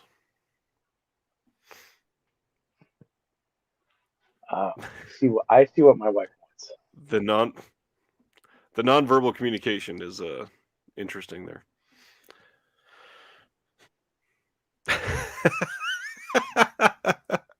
Oh, she goes.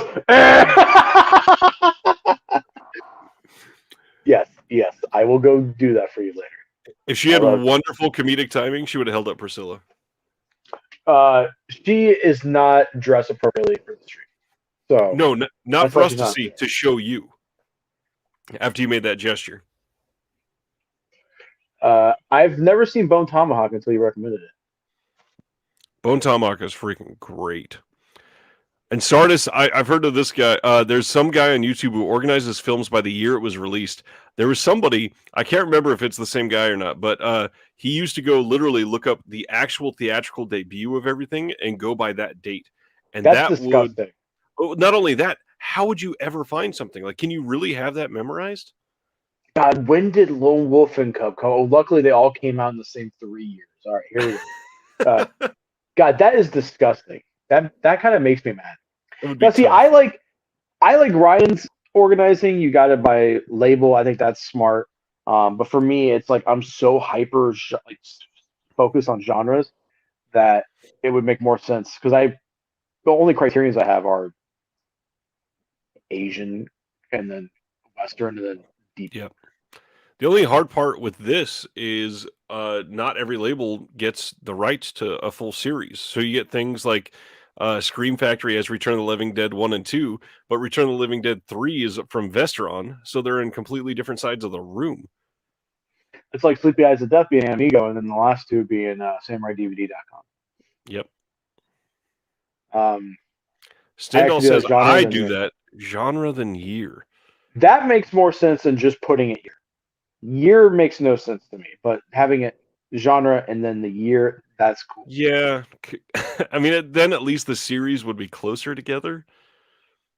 That'd be tough. Yeah, I could not imagine being like, I want to watch Zatoichi and not having all of them right there and just being like, all right, I have to. Quatermass is one that's broken up. There's all kinds of horror ones that are broken up like crazy. By year makes no sense at all. How does he file box sets? Yeah. Takes them apart and throws out the outer shell. Just cuts them in slivers. Like, all right, here we go. I always put series together no matter what. Yeah, I'm the same way. There's not too many series I have that are broken up. I would say like the Musashi movies because I have the Criterion movies, and then there was a box set that were like they were made for TV movies that Animigo put out that are much better than the Criterion release, but they're like the same story. I don't think you face the issue so much because horror is probably the worst for that because horror gets like 9 sequels through 4 different studios. Ice does I guess it fits here. That's awesome. I love that. That's the only way to do it. That's like what I showed you last week when I look at this and spun my computer and had everything in the window. Yeah, that's insane. And it's still there right now. Some people do spine numbers. I think if you're like a Criterion fanatic, that makes sense. I do. Well, that's the thing. Like I do by label, so all my Criterions are in order by spine number. That's cool. How many Criterions do you have? I've got over 100. You can see like from one stud. Can you see that one to this stud? I call that one shelf, and I have almost 3 full shelves of Criterions. So do you think you have at least 100? Probably right around exactly 100. Huh. Damn. What's the label you have the most of? Besides Vinegar.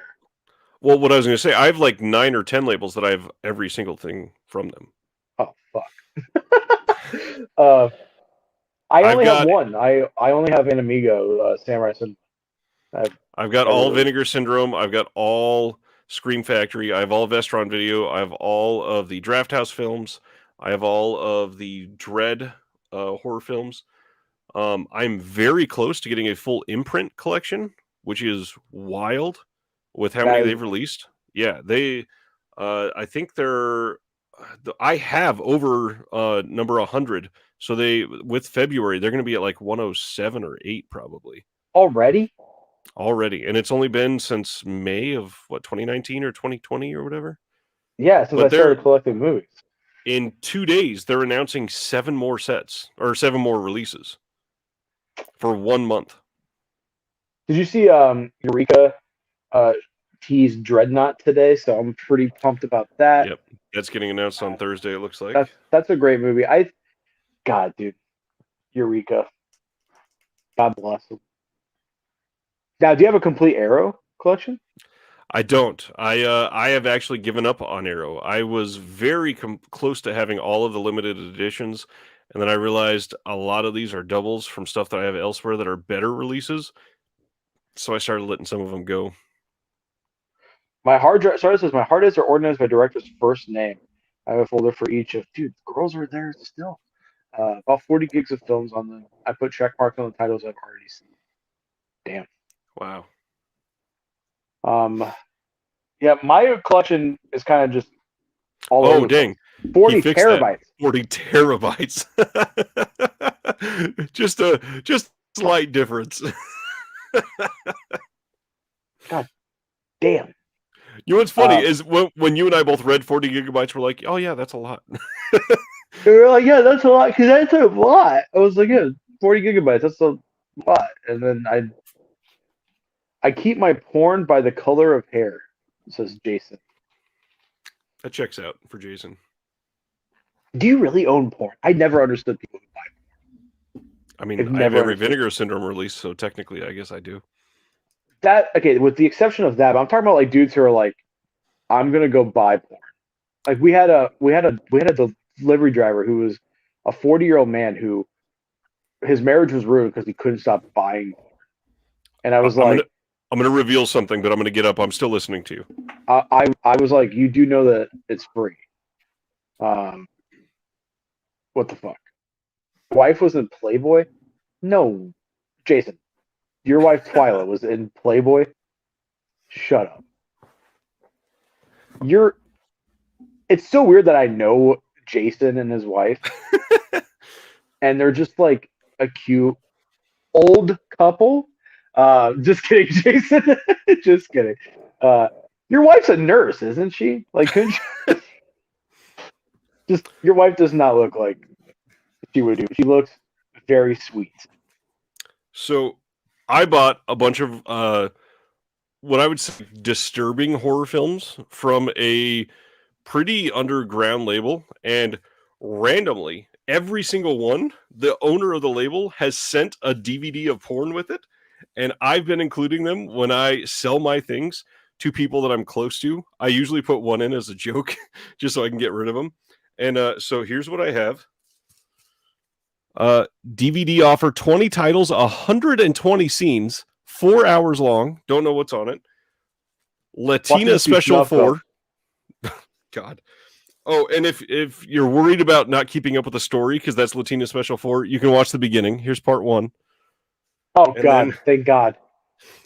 It's So Big. But that movie's called It's So Big? Literally, yeah. And it's 4 hours long. I've never heard that in my life. I saved the best for last because this is 7 hours long. And this one I saved for you specifically. Hang on, Ryan. Jason, it just says Jason Williamson sent me a photo. I swear to God. Asian ass invasion. Asian ass invasion. And you just give these to people? I our friend Brian. Yeah. So I sold him a Severin release of Cannibal Man, and if I have something opened just so the Blu-ray doesn't get ruined, I usually put it in a disc sleeve like that and put it inside the little flap so it holds on tight so it doesn't get damaged. And so in the actual disc holder, I put in some random porn disc and then put the Cannibal Man, I put it in a sleeve on the side so the actual good thing wouldn't be ruined. And he never opened it for like a month. And I was like, so did you ever watch Cannibal Man? He goes, no, I haven't yet. I said, you should go grab it off the shelf right now and look at it. And he's like, why would I do it? Just go check it. And he was rolling. It was so funny. There's a couple people I've sold to though, where you have to send it to like a address and then they ship it to them overseas once they have.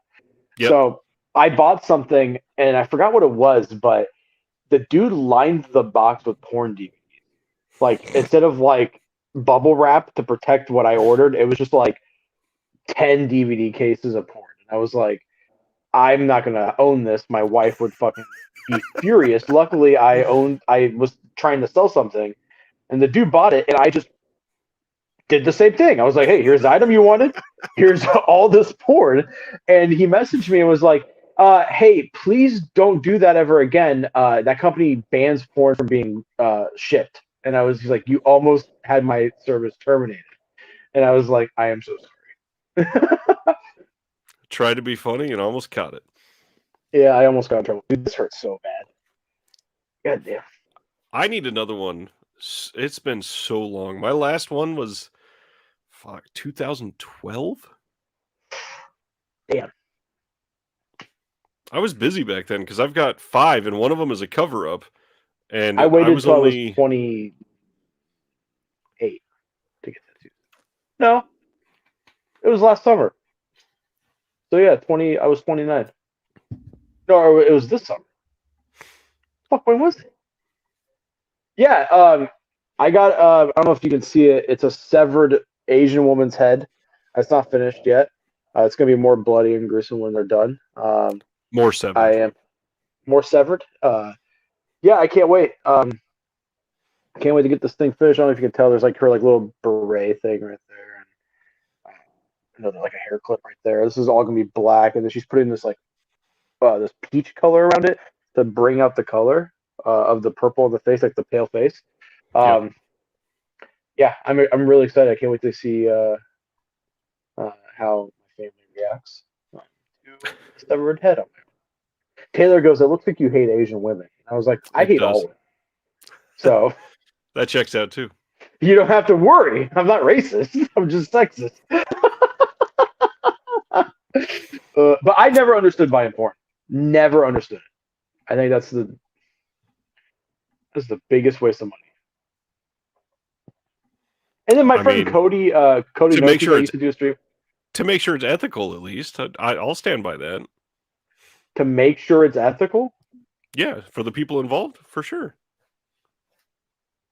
I mean, There are better ways to consume porn, so you can be a more ethical consumer. I think that's the one thing everyone should pirate. Who You gives? think that's the one thing? What? Everyone should pirate. Just What about the people involved? they had their fun. they had a good time. I'm here for a good time, not a long time. You know. Jason thought it was blood for Dracula. Oh, does it look cool though, or does it look stupid? No, it looks decent. I think after the second round, it'll pop a lot more. Yeah, it'll pop a lot more. But I mean, for a first night, Yeah, it looks really good. I mean, she also did this one, so, and that was 2 sessions. She did my 7 Samurai tattoo. So.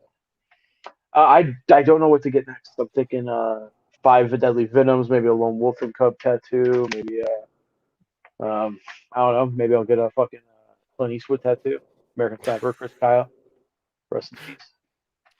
The Chihuahua back the blue flag I talked about. Oh my god, I saw a tattoo.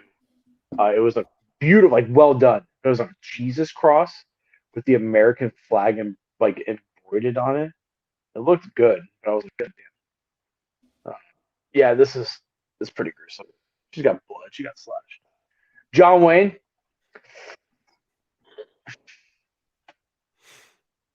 David Duchovny had a porn addiction that ruined his marriage with Tia Leone. Really? Tia Leone's good. So listen, I know, like, I was talking to a friend about this. Like, I know things can be addicting. I struggled with caffeine addiction. I know. But porn addiction is like the one thing that I just think is the funniest fucking thing. Like you're letting your life be ruined from porn. And I know that's like mean to say, but that's the stupidest fucking thing I've ever heard. Well, let's look at something stupider because I figured we talked about it. I might as well show you so you can see this. I forgot there's a cross in the corner too. That makes me so hard. This is maybe one of the dumbest things I've ever seen in my life. Are they serious? Are these people? Because I would do that as a joke.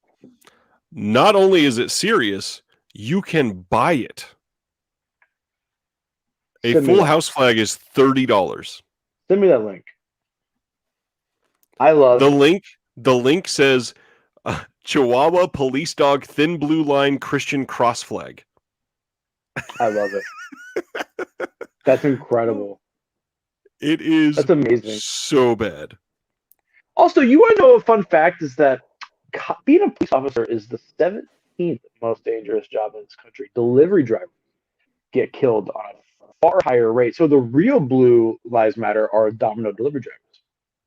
I stand behind those boys in blue. I think he is back working for a little while, but one of the pretty close friends of the channel, John Peters, is a UPS guy. Hey, I stand behind you, boys in brown. How do you not salute that while walking past it? God bless America, brother. All proceeds goes to Trump's reelection. I mean, fucking politics. Politics definitely sucks. Oh my god. And I'm proud. We'll put a boot in your ass. It's the American way. And Uncle at the top of his list, and the Statue of Liberty started shaking her fist. I don't know if you flipped me off because you saw, but I muted you while you were I singing. saw that you muted me, man. That's why I flipped you off. How dare you cut me off singing our national anthem? All right. Courtesy of the red, wine, and blue. My wife loves that song unironically. And I always make fun of her. Honestly, though, our national anthems, it sucks. Like all countries' national anthems fucking suck, dude. Yep. We need to like. All right, if you could pick a song, what would you pick for national anthem? I mean, honestly, none. Like, I'm very anti-nationalist. I would put "Remix Ignition" by R. Kelly. What? No better man to represent this great country than fucking. Oh my god! Actually, no. "Grills" by Nelly featuring Paul Wall. How it do, baby? It's the Iceman, Paul Wall. Got my mouth looking something like a crystal ball. Come on, pick one. Jesus, take the wheel. Oh, let's see. What would be funny? Just like if we just did it and every other country didn't change it to like a modern song and they're just like, yeah, America. Like, imagine standing up at a football game and being like, and it's fucking. I think the funniest thing would be having just the idiocy of our country completely saluted by picking a national anthem from an artist that's from a different country. I got the best answer though. "Ball with the Ball" by Kid Rock. No, that's too on the nose. That's a good. That song slaps, dude. Kid Rock. That song is so fucking awful. You're a piece of shit. That song rocks, dude. The best part of the Kid Rock thing would be hearing people like Fergie trying to sing it before a basketball game and like dragging out notes and ball with the ball, the bang, diggy. Wow. We got unleashed by Korn. Everyone from just the end part, just 3 minutes of just. I don't remember. Did we ever talk about that? I went to see Blue Man Group one time in Vegas and ended up watching it with Brian Head Welch of Korn. Was he nice? Yeah, he's great. It was his birthday too. Was it pre-Jesus or post-Jesus Brian Head Welch? It was post. Oh god, surprise! I was about to say Limp Bizkit, dude. Fuck yeah, dude. Any Limp Bizkit song. Y'all be know I've been loving this shit right here. I love me. Biscuit is right here. That is not, dude. I can see that happening easily. It's not funny because it's just the answer. America, fuck yeah! Could you imagine that? You know what's funny? We are having this conversation, and I've said the word shit like 38 times. I had my wife watch.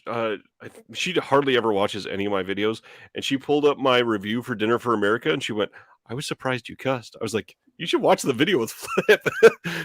You should hear Flip. Yeah, it's true. She does know you're racist, though. So I'm not. Shut up. Okay. God damn it! That joke's. I forgot. You're not racist. You're sexist. That's right. Okay, let's. Now Now let's do South Park Blame Canada. I like That's that. a good one. That's a good one. Why don't we just take England's national anthem and just give it to Toby Keith? Tell him to do a version of it. Just Toby Keith. fuck yeah, horse Keith, Toby Keith, dude.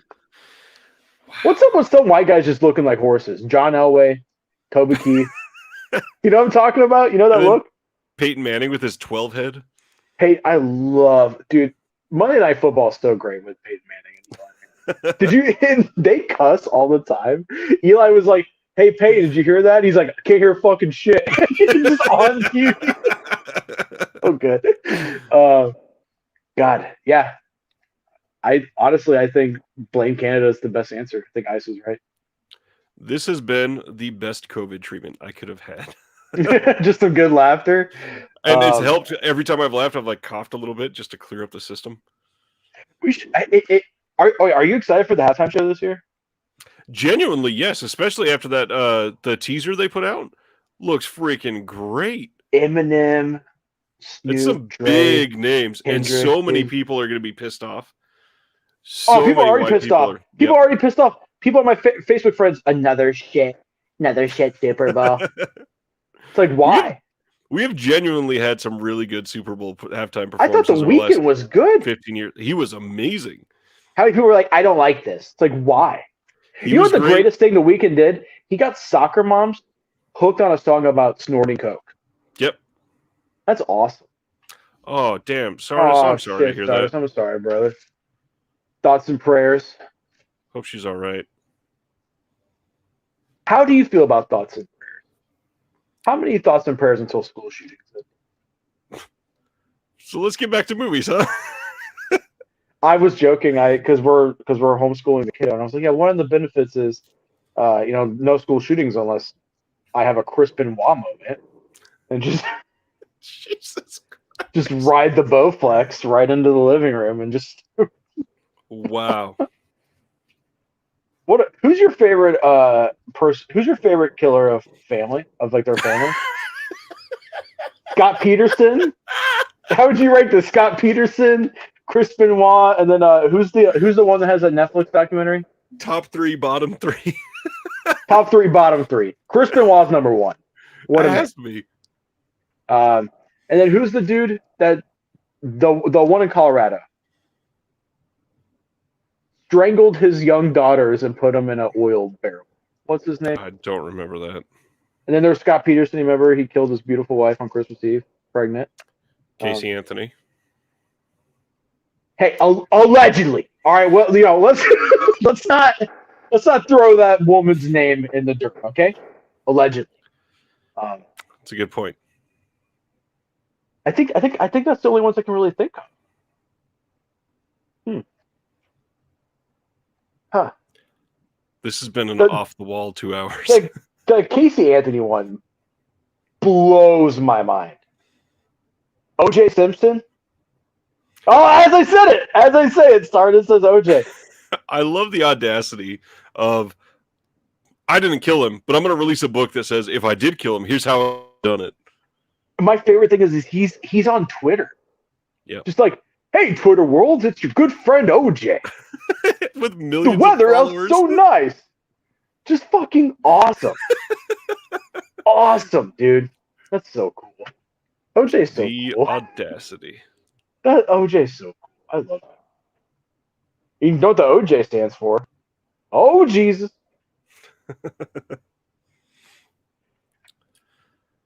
Sardis, genuinely hope she's all right.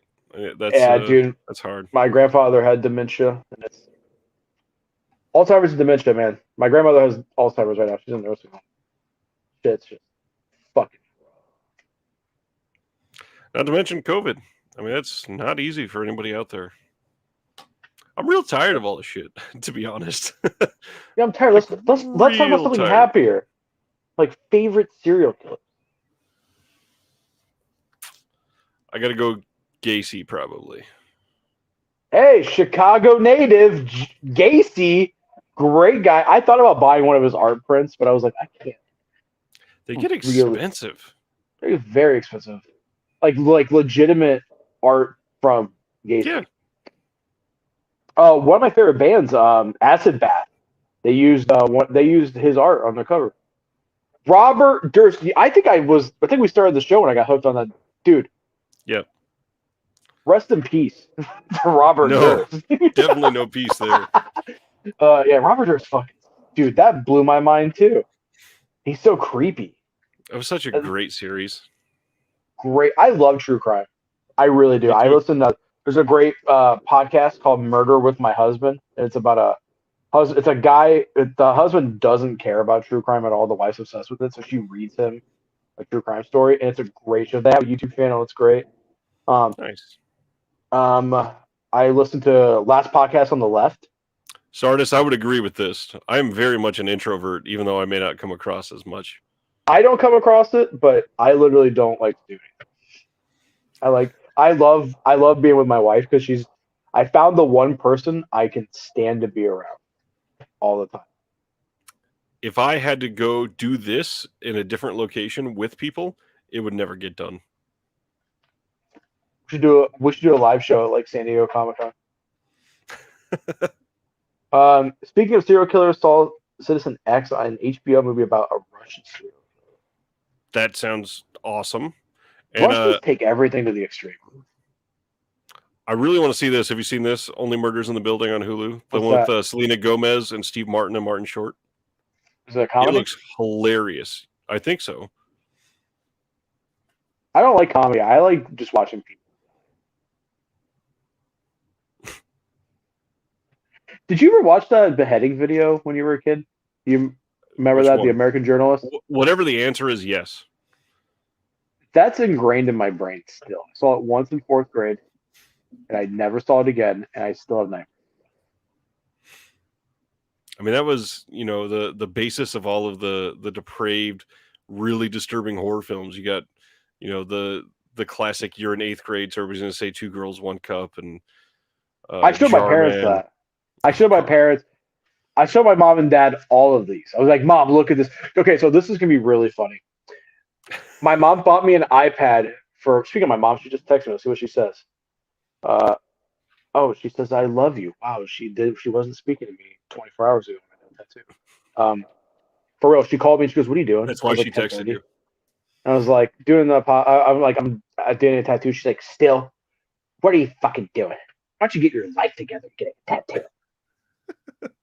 I'm like, "What, dude? What?"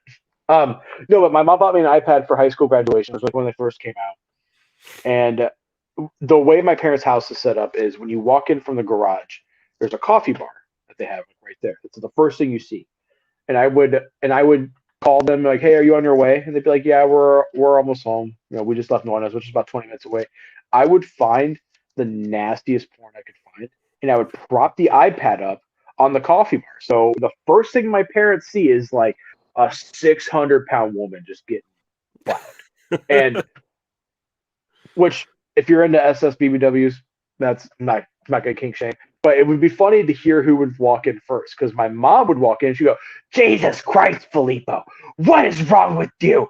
Disgusting." And my dad would be like, "Oh," just like typical dad, And then one time she took the iPad and they were going to go gambling. So she's in the car with my grandmother, very conservative Sicilian.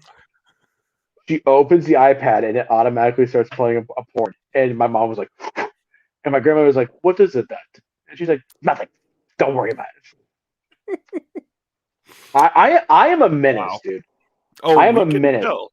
I'm a menace. I've told this before. Tattoos are the very definition of having your life together. It ain't cheap. Ain't that Hell yeah, dude. Well, good tattoos aren't cheap. Good tattoos aren't cheap. Well, nowadays, even bad tattoos aren't cheap. Hey, you know what the best thing is? I bring pizza, and like they give me a discount. So I bring food, a couple pizzas, But yeah, I'm a fucking menace, dude. I used to make my employees watch like Itchy the Killer, and stuff like that. It would just be like, "The fuck is this?" I make my wife watch. She hates movies with subtitles now, just because that's all I watch. You know what I mean? I still make her fucking do it because I'm the man and she will listen. I'm just kidding, guys. I'm not this big of a piece of shit. He's not kidding. Also, the tattoo thing about my mom. It's like, no offense, mom, bitch. I'm with you 24. I'm at work with you all the time. Like, you know, I don't do drugs. I don't have a drinking problem. It's just a different generation thing. Well, that and cultural thing. Yeah, cultural thing too. I'm like, oh, she goes. She was trying to make me feel bad. She goes, you do not look like Gaetano Mentee's great nephew. And I was like, good. I'm glad I don't look like a heroin trafficker. He was the don of the mafia. And I was like, I'm glad I don't look like the guy who blew up a bridge and killed like 20 innocent people. Glad. That's awesome. Thanks, mom. And she was like, because over there in Sicily, if you say like the old women, if someone says, "Hey, did you hear Ginny's daughter married a cop?" Everyone will go, "Oh, nome de padre," and they're like, "Oh no." But if they say, "Hey, she married somebody whose son is the son of a mafia member," they always go, "Good for her. Good for them." Wow. I don't want any identifying marks on me. So that's the thing. So my wife is making me only have them to wear if I wear long sleeves, they're covered up. So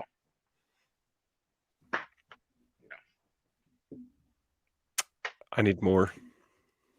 what other ridiculous stuff we could talk about? What crazy things are in my mind?